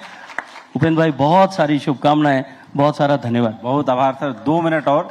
हमारे बीच में 3 कलाकार हैं जो आपके जाने के बाद जो जितने लोग इस सभा में हैं उनको थोड़ा बहुत जरूर अपने साहित्य संगीत साधना से कुछ सुनाएंगे। Akhil Sachdeva Filmfare award winner भी हैं, बहुत अच्छे अच्छे गाने गाए हैं। मैं उनको बुलाता हूं और माननीय मंत्री जी से निवेदन करूंगा कि उनको एक स्मृति चिन्ह भारत एक्सप्रेस की तरफ से जरूर दें। मैं एक सवाल और एक प्रस्ताव रखना चाह रहा था, चूंकि आप टूरिज्म और जल संस्था जो दोनों आप मिनिस्ट्रीज देखते हैं, मेरे मन में कई बार ख्याल आता है कि लोग जब आते हैं तो हम पानी रख देते हैं कि वो आदमी पिएगा, पर वो पीता नहीं, जरा सा पीता है, बाकी वापस चला जाता है। तो अगर हम एक ये परंपरा लें कि जब मांगे तभी पानी मिले, हम पानी ना रखें, तो अब कितना पानी बचाएंगे और उससे कम से कम पूरी दुनिया में मैसेज आएगा कि इंडिया जल को वेस्ट नहीं करता। मैं आपका थोड़ा सा इस पे अटेंशन चाहिए। डॉक्टर साहब ने बहुत अच्छी बात की। और ये बात कब, ये ऐसा विचार कब आता है? ऐसा विचार सिर्फ भारतीय व्यक्ति ही सोच सकता है। उसका कारण बताता हूं, जिम्मेदारी से कहता हूं। देखिए, जितना पानी टोटल उपयोग में आता है उसका हम जो डोमेस्टिक पर्पसेस के लिए जितना उपयोग करते हैं, पीने का पानी छोड़ दीजिए, उसके अलावा भी डोमेस्टिक पर्पस के लिए, नहाने के लिए, बेदिंग वाटर, फ्लश करने के लिए पानी लेते हैं, कपड़े धोने के लिए, बर्तन धोने के लिए, कपड़ा, खाना बनाने के लिए, whatever purposes. Domestic water means अपने बगीचे की सिंचाई करने तक, आपकी गाड़ी धोने तक, सब। आपके घर में जो टैप से पानी आता है उसका जितना उपयोग होता है वो सब, that is only 5% of total water being utilised. जो 5% शेष सारी इंडस्ट्री मिला करके, हॉस्पिटैलिटी इंडस्ट्री से लेकर के और हेल्थ इंडस्ट्री तक जितनी भी इंडस्ट्रीज बीच में आती है वो सब जितना पानी उपयोग में लेते हैं, that is 5%। Remaining 90% is being utilised into agriculture. So water saving पर पहला काम एग्रीकल्चर पर करने की आवश्यकता है। हमने उस पर काम किया। मैं विस्तार से, क्योंकि 5 साल तक मुझे प्रधानमंत्री जी ने वो जिम्मेदारी थी दी, इस पर बात कर सकता हूं। लेकिन हर बूंद उपयोगी और उसको बचाना है, ये हमारी जिम्मेदारी है। मैं आपको एक सच्ची घटना सुना करके अपनी बात को समाप्त करूंगा। माननीय प्रधानमंत्री जी ने 2017 के बाद में लगातार पानी बचाने के लिए और बरसात के पानी के संचयन, कंजर्वेशन ऑफ रेन वाटर पे, रेन वाटर हार्वेस्टिंग पे लगातार अनेक मंचों पर से बात की। मन की बात में भी, जिस प्लेटफॉर्म पर उनको अवसर मिलता था वहां सब जगह उन्होंने इस पर बात की। मैं कोविड के ठीक बाद में एक दिन हवाई जहाज में मुंबई से दिल्ली आ रहा था। इंडिगो एयरलाइंस कैरियर था। पहली 3 सीट जो है फर्स्ट रॉ की, उसमें पहली सीट में मैं एल साइड में बैठा था। मेरे साथ में एक छोटी सी बच्ची, बहुत मुश्किल 6-7 साल उम्र रही होगी, वो बैठी थी और उनके साथ में प्रोबेबली उनकी माताजी थी। हवाई जहाज ने जब टेक ऑफ किया, उससे पहले से लेकर के वो माताजी, जैसे आजकल की सारी बहनें होती हैं, वो मोबाइल में ऑक्युपाइड थी। हवाई जहाज टेक ऑफ होने के बाद में वो जो एरोस्टिस थी, वो बहन पानी लेकर के आई। वो ग्लास में पानी दिया था, मैंने भी एक ग्लास उठाया, अपना पानी पूरा पिया, ग्लास को क्रश किया और सामने जो फ्लैप लगा होता है उसके अंदर रख दिया कि जब ट्रैश कलेक्ट करने के लिए आएंगे मैं दूंगा।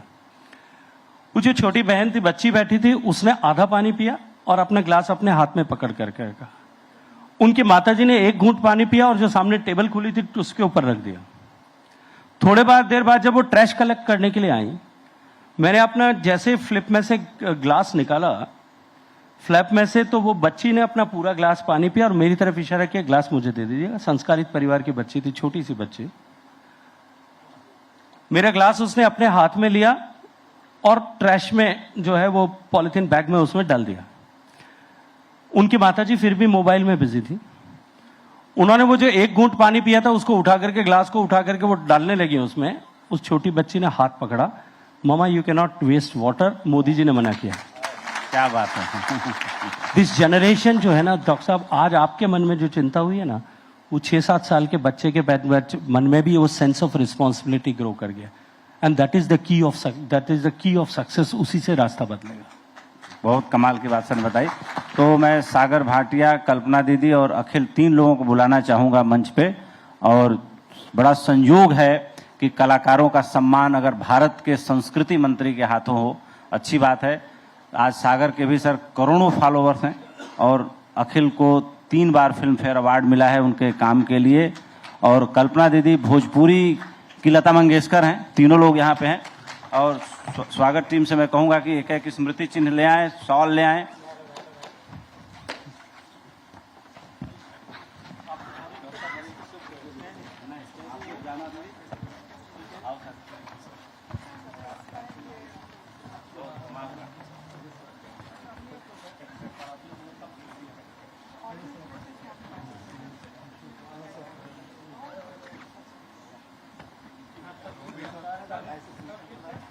शेखावत वर्तमान में केंद्रीय संस्कृति और पर्यटन मंत्री हैं। छात्र जीवन से ही राजनीति में सक्रिय रहे गजेंद्र सिंह शेखावत जय नारायण व्यास विश्वविद्यालय के छात्र संघ अध्यक्ष भी रहे हैं। शेखावत बीजेपी किसान मोर्चा के राष्ट्रीय महामंत्री का पद भी संभाल चुके हैं।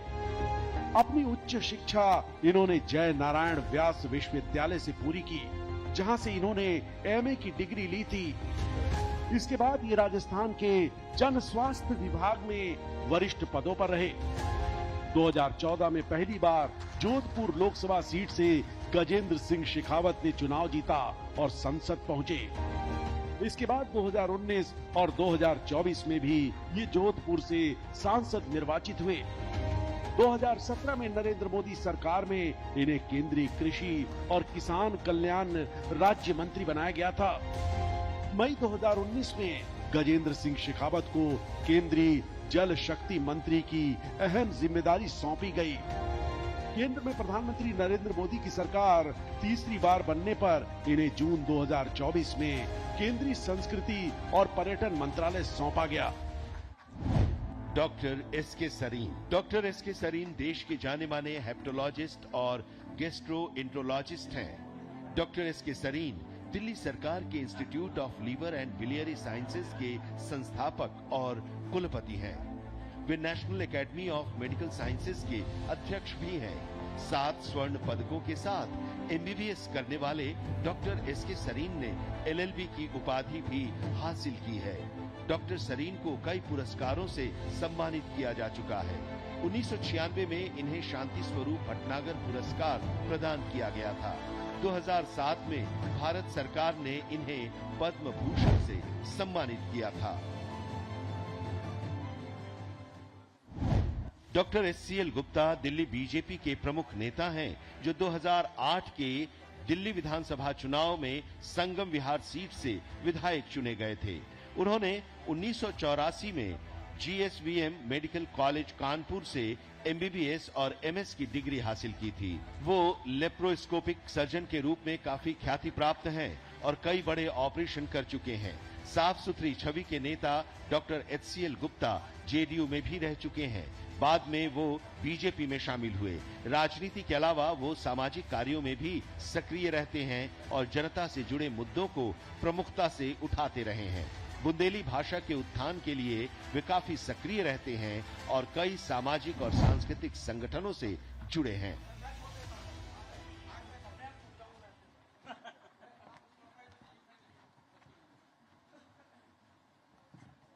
तो माननीय मंत्री जी के व्यस्त कार्यक्रम के कारण, और आज वाकई पता नहीं ऐसा क्या है, संसद तो चलती रहती है लेकिन आज कुछ है जरूर, वो पता चलेगा रात को 10 बजे के बाद कि क्या था।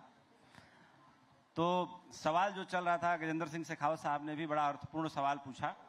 मेडिकल एडमिनिस्ट्रेशन पे राजेश्वर सिंह साहब ने भी अपना जवाब दिया। इस सेशन को जल्दी समेटेंगे लेकिन 10-15 मिनट बात और करेंगे। पहला सवाल वापस मैं डॉक्टर सरीन साहब से लूंगा कि डॉक्टर साहब, आपके नाम को सुन करके देश के कोने कोने से लोग आते हैं। यहाँ भी बहुत सारे लोग बैठे हुए हैं जिनके रिश्तेदारों को, जिनके मित्रों को मैंने आपसे इलाज करवाया, भेजा, कुछ बचे, एक आध दो बहुत क्रिटिकल थे, उनको भी आपने बहुत लंबा खींचा, और कुछ लोगों को आपने स्ट्रिक्ट वार्निंग देके बोला कि सही टाइम पे आ गए हो, नहीं तो मर ही जाते। तो जो छोटे बच्चे हैं वो आप मतलब निश्चित रूप से दारू बहुत ज्यादा पी रहे हैं। मेरे भी घर का एक लड़का था जिसको मैंने आपसे इलाज कराया था, जब मेरी चेकिंग आपने की थी।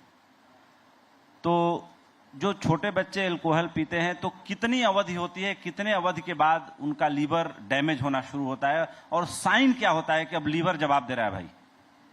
देखिए, दो तरह के लोग हैं। जिन्होंने पीना नहीं शुरू किया वो इस तरफ ध्यान ना दें कि इतने साल मेरे लिए हैं, इतने साल तो पी लो। तो उपेंद्र जी, पहली बात यह है, जिन्होंने नहीं पिया उनके लिए क्लियर हिदायत है। अमेरिका के जो सर्जन जनरल है उन्होंने 2025 के जनवरी में ही कहा है alcohol is a carcinogen, cancer करता है। ये अभी 4 हफ्ते पहले की बात है। मैं इसलिए नहीं कह रहा हूं कि आप इस बात को इग्नोर करें, इसलिए कह रहा हूं कि इसको गौर में रखें। जिन्होंने नहीं पिया वो ना पिए। अब हाँ, जिनको लत पड़ गई है कि भाई रोज उनको शाम को ड्रिंक करना ही जरूरी है, उसके बिना जिंदगी नहीं निकलती, उन लोगों के लिए 3 तरह के मेरे सुझाव हैं। जिन लोगों का वजन ज्यादा है, एल्डरली हैं और डायबिटीज है, उनके लिए मैं पहले कह चुका हूं कि अब बैन कर दें। जिन लोगों के घर में पेरेंट्स को, चाहे बच्चा छोटा हो, पर अगर पेरेंट्स को कोई बीमारी है, जो मैंने बताया डायबिटीज, ब्लड प्रेशर, उनको अवॉइड करें। मैं 2 एग्जाम्पल देता हूं। एक बच्चा अभी भर्ती हुआ 22 साल का, सिर्फ 22 साल का, पीना शुरू किया उसने जब वो 11वीं जमात में था। कुल 5 या 6 साल, अब वो लिवर ट्रांसप्लांट के लिए आया। Very sad. अब उसकी शादी भी नहीं हुई और उसको ये नहीं मालूम कि शादी का मायना, घर का मायना क्या है। उसके बुजुर्ग बाप जो आज सुबह मुझे मिले, डॉक्टर साहब इसे ट्रांसप्लांट से बचा लो। ना माई हार्ट ब्लेड कि ना पिताजी को पता, ना स्कूल के दोस्तों को पता, ना जिसने शराब दी उसको, उसे पता कि 22 साल में ये हाल। दूसरा, एक लेडी ईस्टर्न इंडिया से आई, 29 साल की, लिवर ट्रांसप्लांट की। उसकी शादी नहीं हुई। उसकी माँ जो है कभी कभी पार्टी में जाके ड्रिंक करती थी, और ये एक बहुत हाई क्लास कॉलेज में, स्कूल में पढ़ी लड़की, 29 साल की, लिवर ट्रांसप्लांट के लिए। तो मैं ये देख के कई बार सोचता हूं कि ना हम ना आप इस बात में सफल हैं कि लोगों को ये अंदाजा इतने साल पिएंगे तो हम लिवर डिजीज होगी। कई लोगों को 3 साल में, कई को 2 साल में, कईयों को हो सकता है 5-7 साल में बीमारी हो। Don't test on yourself. ये मत सोचिए कि मेरे पास बहुत समय है। हाँ, अगर आपको ड्रिंक करना ही है, कभी ऐसे दोस्त हैं तो कभी कभी लाइट वाइन ले सकते हैं, बट मैं ये नहीं कहूंगा कि जो यंग लोग हैं, there are many other drinks. Bharat में बहुत तरह के, आपके यूपी में तो कांजी है और दुनिया भर की अच्छी चीजें हैं, विनेगर्स हैं, दुनिया भर के अच्छे ड्रिंक्स हैं। तो अगर हम भारतीयता की बात कर रहे हैं तो भारत में कभी ये नहीं था कि रोज ड्रिंक करना है और बीमार होना। हाँ, कभी युद्ध जीत के आ गए, सोमरस ले लिया, वो युद्ध जीत के आने वाले दिन तो ले सकते हैं, पर बाकी दिन में अपने साथ युद्ध ना करें। डॉक्टर साहब, आपने अपने एक पॉडकास्ट में बताया था, कुछ बड़े ही सहज सरल तरीके बताए थे कि आप स्वयं की पहचान कर सकते हैं कि आपको लीवर डिजीज शुरू हो गई है, और वो आप जब आईने के सामने खड़ा होंगे या नहाने के लिए बाथरूम में जाएंगे और दर्पण के सामने देखेंगे तो आपको पता लग जाएगा। और इन 4-5 बातों पे ध्यान दें। वो बातें क्या थी? मैं बताता हूं। उससे पहले मीना कुमारी का एक शेर याद आ गया, आप कहो तो सुनाइए सर, सुनाइए ना। मीना कुमारी की लाइनें मैं बहुत पसंद करता था। उनकी लाइनें थी, टुकड़े टुकड़े दिन बीता, टुकड़े टुकड़े दिन बीता, धज्जी धज्जी रात गई, जितना जिसका आंचल था उसको उतनी सौगात गई, जितना जिसका आंचल था उतनी ही सौगात गई। बहुत अच्छा शेर है डॉक्टर साहब। और मुझे नहीं पता था मीना कुमारी जी क्या है, वैसे इस शेर को सुना चुका हूं मैं। सुना चुके बिल्कुल। और दूसरा, हरिवंश राय जी की 4 लाइनें और हैं, जिसको मैं इसलिए कह रहा हूं कि ड्रिंक्स और उससे रिश्ता है।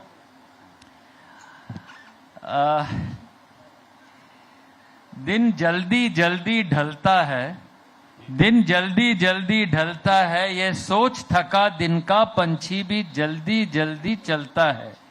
बच्चे प्रत्याशा में होंगे, प्रतीक्षा में, बच्चे प्रत्याशा में होंगे, नीड़ों से झांक रहे होंगे।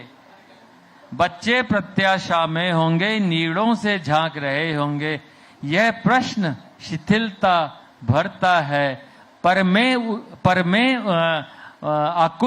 में भरता है, आकुलता है, दिन जल्दी जल्दी ढलता है। मैं ये इसलिए कह रहा हूं कि शाम को जब आप घर जाएं, ड्रिंक करने का सोचें, ये सोचें बच्चे हैं, ये सोचें कि वाइफ है, ये सोचें कि कोई मेरी प्रतीक्षा कर रहा है, कोई मेरे घर में है जो मेरा वेट कर रहा है। ये मत सोचिए कि मीना कुमारी की हालत में वो कहे टुकड़े टुकड़े दिन बिताए। ये सोचें कि मेरा घर है, मेरी अपनी संस्कृति है, तो ड्रिंक नहीं करेंगे। तो ये एक मेरा पहला सवाल है। ILBS में 50 से 52% लोग जो एडमिट होते हैं वो लिवर के कारण होते हैं। अब हाँ, क्या मैं अपना टेस्ट खुद कर सकता हूं? पहला फॉर्मूला नंबर 1 वजन के बारे में। अगर आपने अपनी हाइट नापी, जैसे आपकी हाइट 160 सेंटीमीटर है, तो वजन आपका 100 घटा दीजिए। आदमियों के लिए वजन 60 किलो से ज्यादा नहीं। और अगर माँ बाप को डायबिटीज, ब्लड प्रेशर या मोटापा था तो 5 और निकाल दीजिए। 160 वाले का वजन 55 किलो हो सकता है। अगर इस फॉर्मूले को याद रखें, मेल्स में और फीमेल में थोड़ा सा जाती है, 5 किलो और कम, मतलब 160 की हाइट में वेट 55, और अगर पेरेंट्स को बीमारी है तो 50, तो 90% लिवर में से चर्बी निकल जाएगी। पहला फॉर्मूला तो ये है। और दूसरा फॉर्मूला जो आपने कहा कि अपने आप को टेस्ट करना है, हाँ, ध्यान रखें कि अगर आपके कहीं गर्दन पे कोई काले निशान हैं या मस्से हैं आपके, तो वो आपकी गलती नहीं है, वो खानदानी विरासत है। तो suppose you are a defect, मतलब मैन्युफैक्चरिंग थोड़ी आपकी गड़बड़ हुई है, तो अगर आपकी मैन्युफैक्चरिंग गड़बड़ है तो मालूम है अपनी गाड़ी धीरे चलेगी, अपनी गाड़ी में टायर फ्लैट हो सकता है। तो आप ध्यान रखें कि ऐसे व्यक्ति के लिए पानी भी घी के बराबर हो सकता है। और तीसरा, अगर आपने दिन में 1 घंटा व्यायाम नहीं किया या पसीना नहीं बहा, अब सारा टाइम मोबाइल पे ना देखें, 1 घंटा अपने लिए रखें, तो आप ध्यान रखेंगे। और हम लोग भारत में सबसे ज्यादा वेस्ट है आपकी कमर की प्रॉब्लम है। अगर वेस्ट आपकी फॉर ए फीमेल 80 सेंटीमीटर, उससे ज्यादा है, मुझे मालूम है आगे बैठे में से किसी की ज्यादा नहीं है, 80 सेंटीमीटर से ज्यादा कमर और 90 मेल्स के लिए ज्यादा कमर, तो लिवर में फैट है। तो आप सेल्फ टेस्ट कर सकते हैं। एक छोटा सा वेइंग स्केल 2000 रुपए का, 20 रुपए का इंची टेप, और खाने का टाइम देखने के लिए घड़ी। 3 चीजें हो और मन में संकल्प आपकी तरह हो, सुलझे हुए विचार और संकल्प हो, बीमारी आपके पास नहीं आएगी। फैटी लिवर है, उसको रिवर्स कर लें, अपनी जिंदगी बढ़ाएं, लॉन्गेविटी बढ़ाएं। बहुत सुंदर आसान उपाय डॉक्टर साहब ने बताया जो हम सबके लिए फायदेमंद होगा ही। डॉक्टर SCL गुप्ता जी से मैं सवाल पूछना चाहता हूं कैंसर के बारे में। कैंसर भी महामारी की तरह डॉक्टर साहब फैल गया है। ये कभी इक्का दुक्का सुनने को मिलता था, आज हमारे गांव में मुझे लगता है कि 100 लोगों को कैंसर है गाजीपुर जिले में। और दिल्ली शहर में जब मैं रहता हूं तो टाटा मेमोरियल और यहाँ कैंसर के इलाज के लिए रोज 2-4 एप्लीकेशन आते हैं कि हमसे भैया दिखवा दो, वहाँ राजीव गांधी में दिखवा दो, टाटा मेमोरियल में दिखवा दो, टाटा मेमोरियल कलकत्ता में दिखवा दो। यही इसी में आधा दिन बीत जाता है आजकल। ऐसा क्यों है डॉक्टर साहब? बहुत अच्छा प्रश्न है। इसकी 2 वजह है। एक तो लॉन्गेविटी हो गई है। मनुष्य की जिंदगी जहां एवरेज लाइफ स्पैन 35-40 साल हुआ करता था, वो अब 60-65 साल हो चुका। और वो बीमारियां, जैसे कैंसर एक बीमारी है जो एज के साथ रिलेटेड है। जितनी आपकी उम्र होती जाती है उतने ज्यादा चांसेस होते हैं बहुत सारे कैंसर के डेवलप होने की। तो ऐसी सिचुएशन में एक तो वजह सर ये है, बीमारी नहीं बढ़ी, बीमारी उतनी थी, लोग वहां तक पहुंच नहीं पाते थे। Second is early diagnosis. एक अवेयरनेस है लोगों में, आप लोगों की वजह से ही बहुत सारे स्वयंसेवी संस्थाएं हैं जो इस पे काम कर रही हैं, जिससे लोग में एक भावना हो गई है कि जैसे आज ब्रेस्ट कैंसर फीमेल्स में बहुत ही कॉमन कैंसर है, पर इतना ज्यादा वो हो गया है कि मुझे अपना पता, मेरे हॉस्पिटल में 35-40 साल में लेडीज आ जाती हैं कि डॉक्टर साहब मैमोग्राफी करा लीजिए। हम कहते हैं अभी नहीं कराना। तो इतनी ज्यादा अवेयरनेस हो गई है जिससे अर्ली डायग्नोसिस में किसी भी तरह का कैंसर क्योर हो जाता है। सरकार की तरफ से भी बहुत सारी सुविधाएं बढ़ी हैं और अभी इस बजट में ही देखिए 200 डे केयर कैंसर के सेंटर्स निर्मला जी ने अभी अनाउंस किए। 200 कैंसर सेंटर्स मतलब कम से कम 2 या 3 जिले में एक कैंसर डिटेक्शन सेंटर खुल गया। बिल्कुल 640 से 700 जिले हैं। हाँ, 731 जिले हैं। 731 जिले में देखा जाए तो 200 यानी 600 करीब 25% में 4 जिले में 4 जिले में देखें तो एक कैंसर डिटेक्शन सेंटर है। And this is just the beginning. अगर इस तरह से हम चलेंगे तो मैं नहीं समझता हूं कि ये बीमारी, जैसे आपने कहा कि एक वो बन चुकी है अभी महामारी जैसा, महामारी, तो ये महामारी भी खत्म हो जाएगी। लेकिन जिस तरह से प्रयत्न भारत सरकार और केंद्र उत्तर प्रदेश की सरकार और राज्य सरकारें कर रही हैं, उससे ये बीमारी पे बहुत जल्दी ही कंट्रोल भी होगा। एक सवाल डॉक्टर एस के सरीन साहब से है कि डॉक्टर साहब, चूंकि फार्मा इंडस्ट्री में आपने फार्मा 5P का जो सिद्धांत बताया, फार्मा इंडस्ट्री जो इस तरह की जो क्रॉनिक डिजीज हैं, जैसे लीवर की भी डिजीज हैं, कितना प्रतिशत दवाएं भारत में बनती हैं जो लीवर को क्योर करने के लिए यूज की जाती हैं?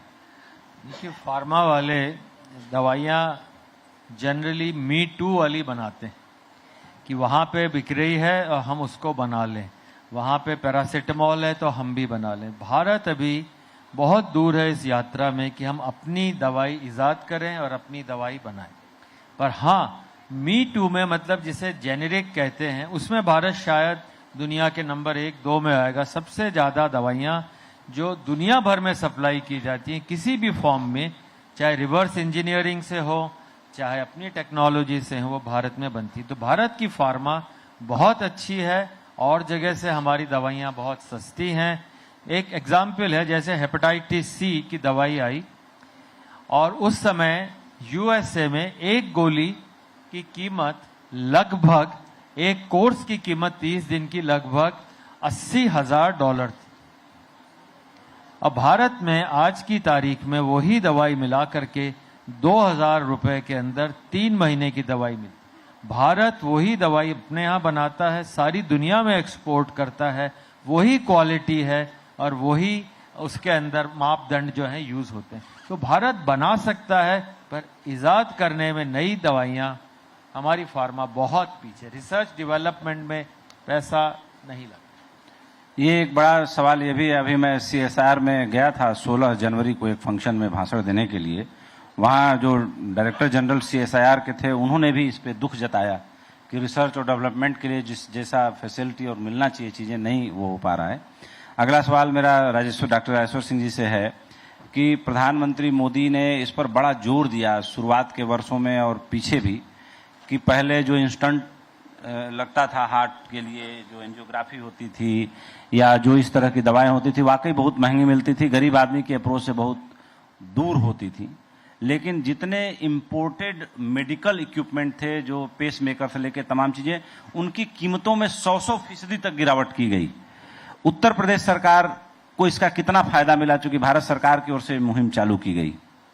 देखिए, उत्तर प्रदेश सरकार, भारत सरकार, जैसा मैंने कहा, लगातार हेल्थ को एक प्रायोरिटी सेक्टर मानती है। बेसिक इंफ्रास्ट्रक्चर, हेल्थ बहुत अच्छी होनी चाहिए। मोदी जी, आदरणीय योगी जी लगातार इस पे कार्य कर रहे हैं। जैसा डॉक्टर साहब कह रहे थे, जेनरिक मेडिसिन, आज इंडिया वर्ल्ड की 20% जेनरिक मेडिसिन बना रहा है और यूएसए से लेके और अफ्रीकन कंट्रीज को हम 50% जेनरिक मेडिसिन एक्सपोर्ट कर रहे हैं। यूएसए, यूके को भी हम कर रहे हैं। जैसा डॉक्टर साहब कह रहे थे, कैंसर के लिए अवेयरनेस बढ़ी है, लेकिन अभी एक छोटा सा हमारा दुखद पहलू है। चाइना में लगभग 48 lakh cancer patients per year का रहता है, जिसमें 24 लाख ट्रीट हो जाते हैं। जापान में 9.5 लाख के करीब रहता है, 4.5 लाख ट्रीट हो जाते हैं। इंडिया में 14 लाख के करीब डिटेक्ट होते हैं, लेकिन 12 लाख के करीब डेथ हो जाती है। तो थोड़ा सा हमारे यहाँ अवेयरनेस जो है लेट स्टेज पे पता चलती है। मेरा मानना है और हम लोग का संकल्प भी है कि नेशनल टेस्टिंग डायग्नोस्टिक पॉलिसी आनी चाहिए ताकि हर स्टेज का आदमी इजी तरीके से अपनी टेस्टिंग और डायग्नोस्टिक करा सके। वो मेरा मानना है। आदरणीय मोदी जी, योगी जी भी लगातार इस पे कार्य कर रहे हैं। इसी कारण मेडिकल कॉलेजेस बढ़े हैं। हमारे यहाँ इंफ्रास्ट्रक्चर कम था जब देश आजाद हुआ था। डॉक्टर साहब मेरी बात से सहमत होंगे। लगभग 7,000 हॉस्पिटल्स का नेटवर्क था, आज बढ़ के 70,000 हॉस्पिटल्स हैं। आज हमारे यहाँ लगभग 700 से ज्यादा मेडिकल कॉलेजेस हैं। और हर्ष की बात है, जैसा आदरणीय गजेंद्र जी कह रहे थे, नए भारत में आज 1 मिलियन लगभग 10 लाख लोग मेडिकल टूरिज्म के लिए आ रहे हैं। ये अपने आप में बहुत बड़ी उपलब्धि है कि देश में इलाज कराने के लिए आ रहे हैं, क्योंकि डॉक्टर्स अच्छे हैं, इलाज अच्छा है और इलाज सस्ता है। ये बहुत बड़ी उपलब्धि है। तो उत्तर प्रदेश भी इसमें भागीदारी कर रहा है और बहुत अच्छा कर रहा है। और लगातार सबका प्रयास है, मोदी जी का भी, आदरणीय योगी जी का भी, कि हेल्थ की सर्विसेज एक्सपैंड करें, इजी हो, एक्सेसिबल हो और हर व्यक्ति को सारी जितनी भी उसकी समस्याएं या जो भी उसको आवश्यकताएं है वो पूर्ण। बहुत ही सारगर्भिक बात की आपने, और जो कैंसर का डेटा भी आपको जुबानी याद है, ये भी बहुत ही काबिले तारीफ है। डॉक्टर एससीएल गुप्ता के मुंह से सुनता तो मुझे आश्चर्य नहीं होता, लेकिन आपने जो पूरी दुनिया का कैंसर डेटा भी एकदम सहज भाव से बताया। डॉक्टर साहब, अब हम एकदम आखिरी चरण में है, क्योंकि ये अंबेडकर सेंटर का जो एडमिनिस्ट्रेशन है बड़ी मुश्किल से 10 बजे तक ही अलाउ करता है। तो 10 बजे से पहले मैं चाहता हूं कार्यक्रम पूरी तरह से समाप्त हो जाए। हमारे जो 2-3 छोटे अनुज हैं, कल्पना दीदी को भी रोक के रखा है, थोड़ा इनसे भी कुछ हम लोग करेंगे, गाना वाना गाने का निवेदन करेंगे इन लोगों से। एक सवाल आपसे कि कैंसर की दवाओं के बारे में, चूंकि प्रधानमंत्री मोदी ने भी बोला, कोई एक मुझे याद आ रहा है उनके मन की बात में कि कोई ह्यूस्टन में कोई एक ऐसी टेक्नोलॉजी डेवलप की गई जो भारत सरकार से बहुत ज़्यादा एक तरीके से निगोशिएशन किया जा रहा था कि किसी भी तरह का कैंसर हो, वो वैक्सीनेशन या वो दवा से वो पूरी बॉडी के सेल्स को रिजुविनेट करके नया बना देगा। कुछ इस तरह की बात थी, जिसमें प्रधानमंत्री ने ऑफर ये किया था कि भाई आप यहाँ लगाइए, आपको पूरी सब्सिडी देंगे, लेकिन उस दवा की जो कीमत है वो 6 लाख रुपया होना चाहिए, जो हमारे देश में अफोर्डेबल लिमिट के अंदर आ जाए, जबकि उस दवा की कीमत करोड़ों रुपए में थी। कुछ ऐसा वैक्सीनेशन है, वो हुआ नहीं। मुझे याद है कि मैंने सुना था अपने कान से, कुछ इस तरह की बात थी। लेकिन कैंसर की दवाओं के डेवलपमेंट रिसर्च के बारे में आप क्या कहना चाहेंगे? जैसे सर ने कहा कि ये एक दुखद पहलू है कि हम मीटू काइंड ऑफ दवाएं बना लेते हैं कि फार्मूला आ गया तो हम उसका ब्रांड अपने नाम से बना लिए, उसकी मार्केटिंग कर लिए, और जो है हिमाचल के सोलोन में और बाकी जहां पे जो स्पेशल इकोनॉमिक जोन है मेडिकल इंडस्ट्रीज के लिए, फार्मा इंडस्ट्री के लिए, दबा के हमने काम कर दिया, बना के बेच दिया। लेकिन ओरिजिनल हम दवा के खोजकर्ता बने, वो वैज्ञानिक हमारे यहाँ पैदा हो और वो दवा जाए कि ये दवा भारत के किसी वैज्ञानिक ने पैदा की, उसके बारे में आप क्या कहना चाहेंगे? देखिए, बहुत सारी ड्रग्स, ठीक है पहले यहाँ दे ले। हमारे यहाँ कैंसर में एक ड्रग है विनक्रिस्टीन जी रखो। अब हमारे गांव में, घर में, मैं चित्रकूट का रहने वाला हूँ, हमारे यहाँ वैसे विंकर रोजिया का सर पेड़ लगे रहते हैं, 12 मासी, वो पर्पल कलर का फूल होता है। लेकिन जैसा डॉक्टर सरीन ने बोला कि रिसर्च के मामले में हम कमजोर हैं जी, इस पे सरकार का कुछ एक्शन भी होना चाहिए। बहुत सारे आप देखिए तमाम hospital and medical research centre, लेकिन रिसर्च के नाम से कुछ नहीं है। बहुत सारे रिसर्चेस के सेंटर्स हैं जहां पर ग्रांट तो मिलती है सरकार से, पर एक्चुअली रिसर्च नहीं हो रही वहां पे। हमको इस बारे में सोचना पड़ेगा। और अभी जैसे इस बजट में ही करीब 29 ड्रग्स ऐसी हैं जिनको ड्यूटी फ्री कर दिया गया, उसमें कस्टम ड्यूटी नहीं है। मेरी अपनी यात्रा है पिछले 35-40 साल की। उस 40 वर्ष में जो पहले मैं कैंसर की ड्रग्स यूज करता था, आज भी यूज करता हूं, और उसकी कीमत पहले से लेकर के अगर आज देखा जाए इन्फ्लेशन के साथ साथ वो पहले रेट से भी कम हो गई है। जी, ये अच्छी बात है। इसका मतलब लोगों की पहुंच में ड्रग्स हैं जी। और बहुत सारी ड्रग्स, जैसे सरीन साहब अभी बता रहे थे कि जिसकी कीमत बाहर की कंट्री में लाखों रुपए में है, हमारी इम्यूनोथेरेपी की जो ड्रग्स होती हैं, अब हमारे यहाँ जो मिलती है ड्रग्स वो हजारों में मिलने लगी है।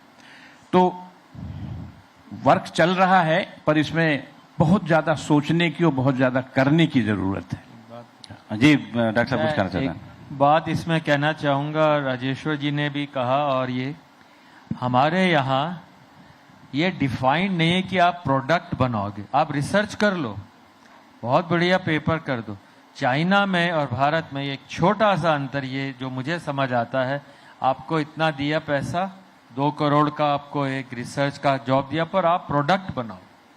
चाइना में और छोटी छोटी कंट्रीज, स्कैंडिनेविया ले लीजिए, पहले की ईस्ट जर्मनी, आपको प्रोडक्ट के लिए रिसर्च करनी है, आपको रिसर्च करके खाली डिस्क्रिप्टिव रिसर्च नहीं करनी। तो भारत अगर ये चाहे, और साइंस के सारे लोग जो डॉक्टर्स हैं और जो हमारे कर्ता धर्ता हैं, अगर वो ये सोच ले कि यार मुझे एक प्रोडक्ट बनाना है कि मरीज वहां बैठा है, उसको हम किस तरह से वहीं डायग्नोज कर लें, उसे हॉस्पिटल नहीं जाना पड़े, तो हमारा प्रोडक्ट ओरिएंटेड रिसर्च अगर प्रोग्राम्स बने, सब लोग इस बात को समझें कि हमें अपने आप नई चीज बनानी।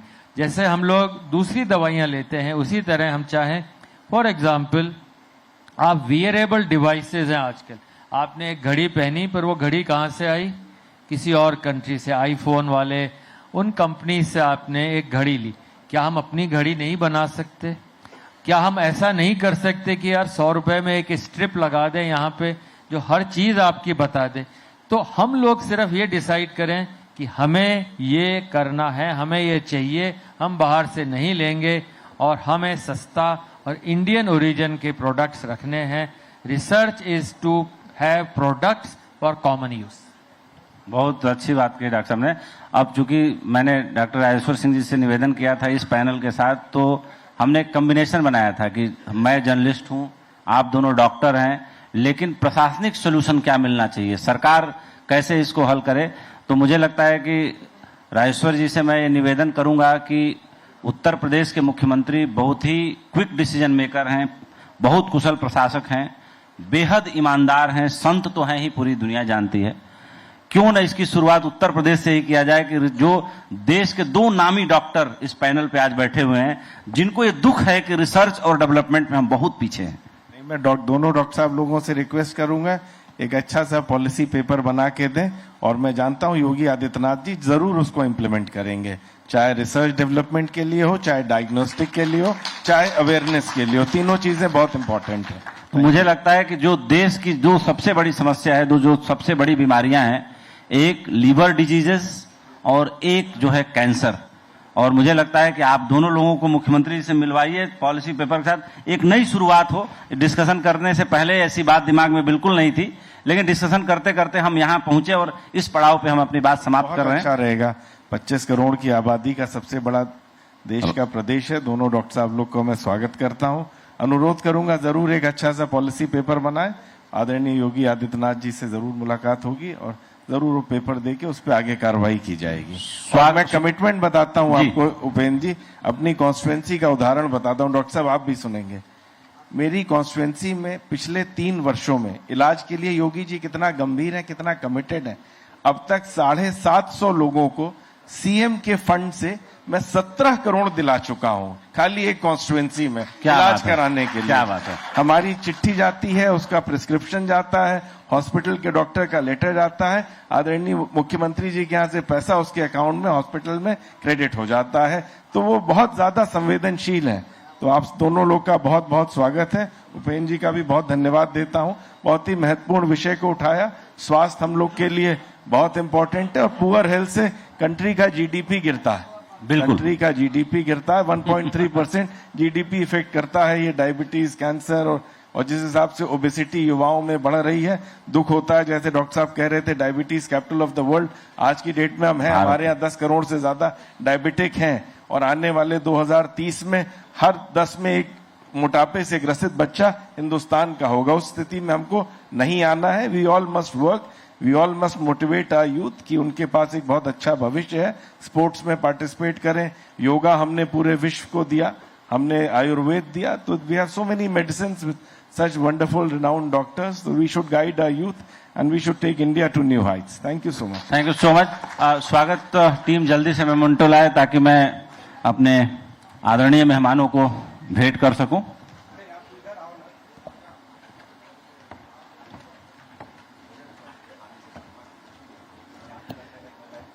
तो एक कॉन्क्लेव करने का मकसद था, कुछ सकारात्मक यहां से निकल कर आया और वाकई इस सेशन से काफी कुछ सकारात्मक निकला।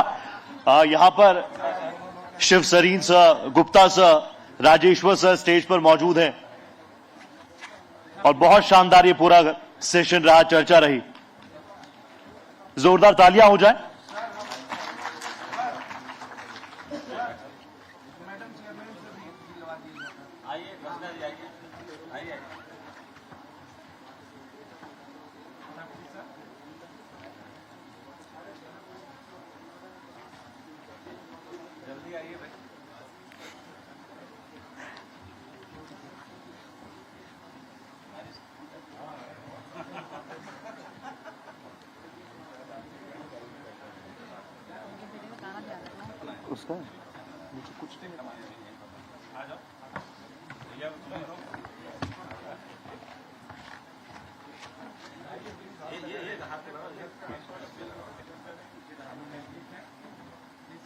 सब जोरदार तालियां हो जाए। इस बीच कुछ और खास चेहरे हैं जो हमारे साथ यहां पर मौजूद हैं, चाहेंगे हम स्टेज पर आए। महेश शुक्ला जी जो कि स्थानीय संपादक हैं एनसीआर दैनिक जागरण के, सर प्लीज आप स्टेज पर आए।